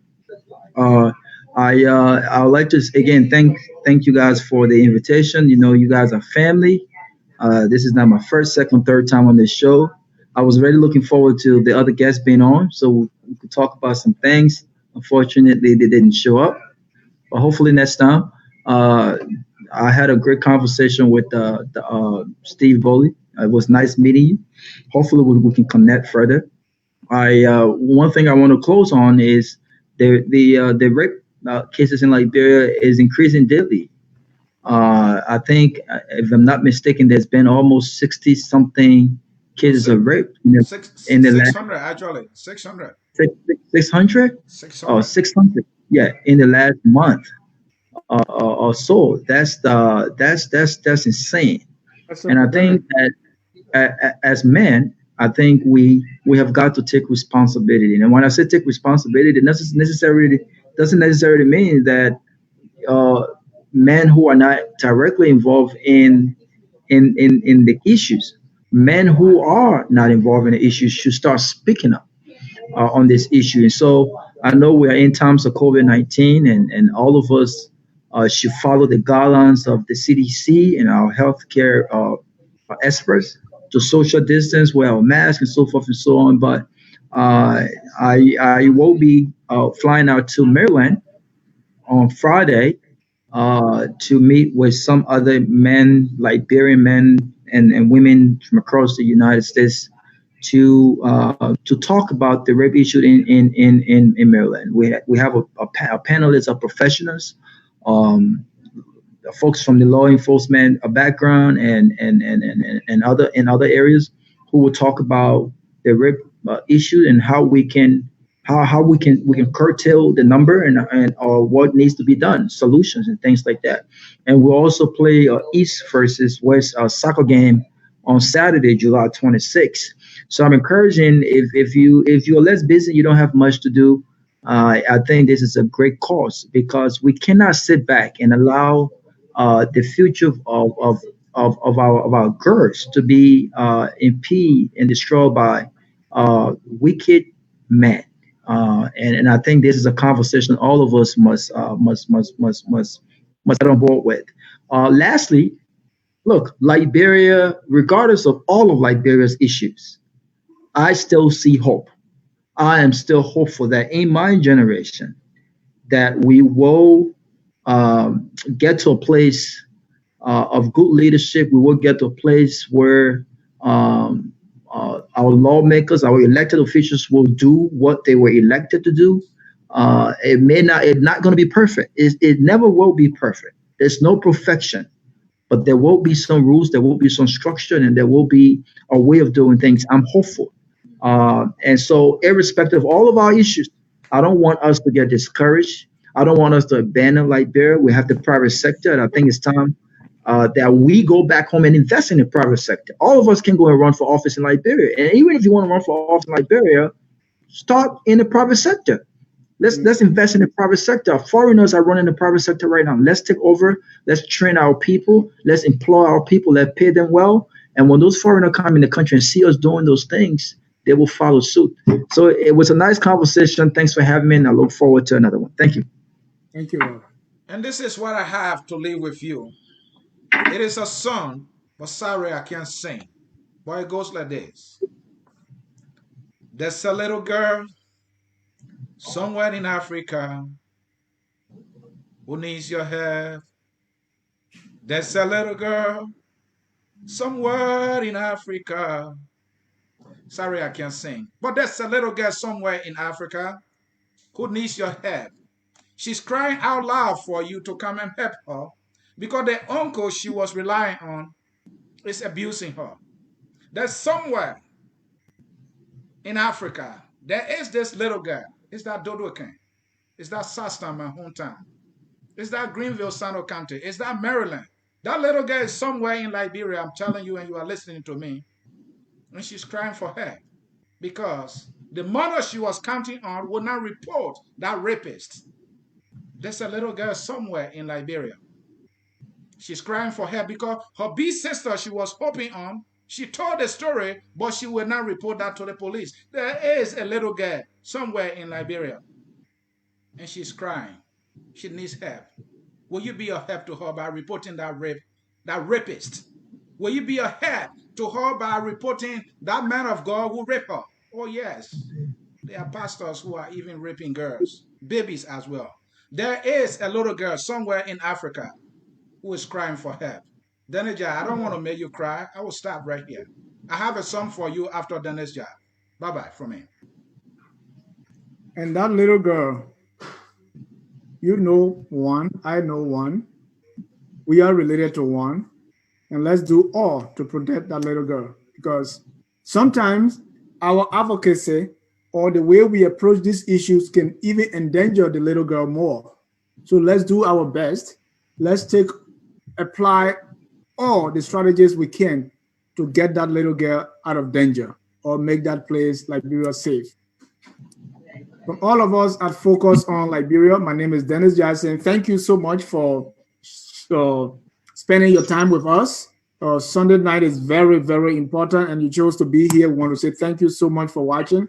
To our guests, Steve and Robert, we say thank you so much. We'll be inviting you back for part 2. We have just gone halfway of all the things that we want to talk about, and then conclude on, based on everything that we have said, how we can predict that future. The Liberia that was dreamed about as that oasis in Africa.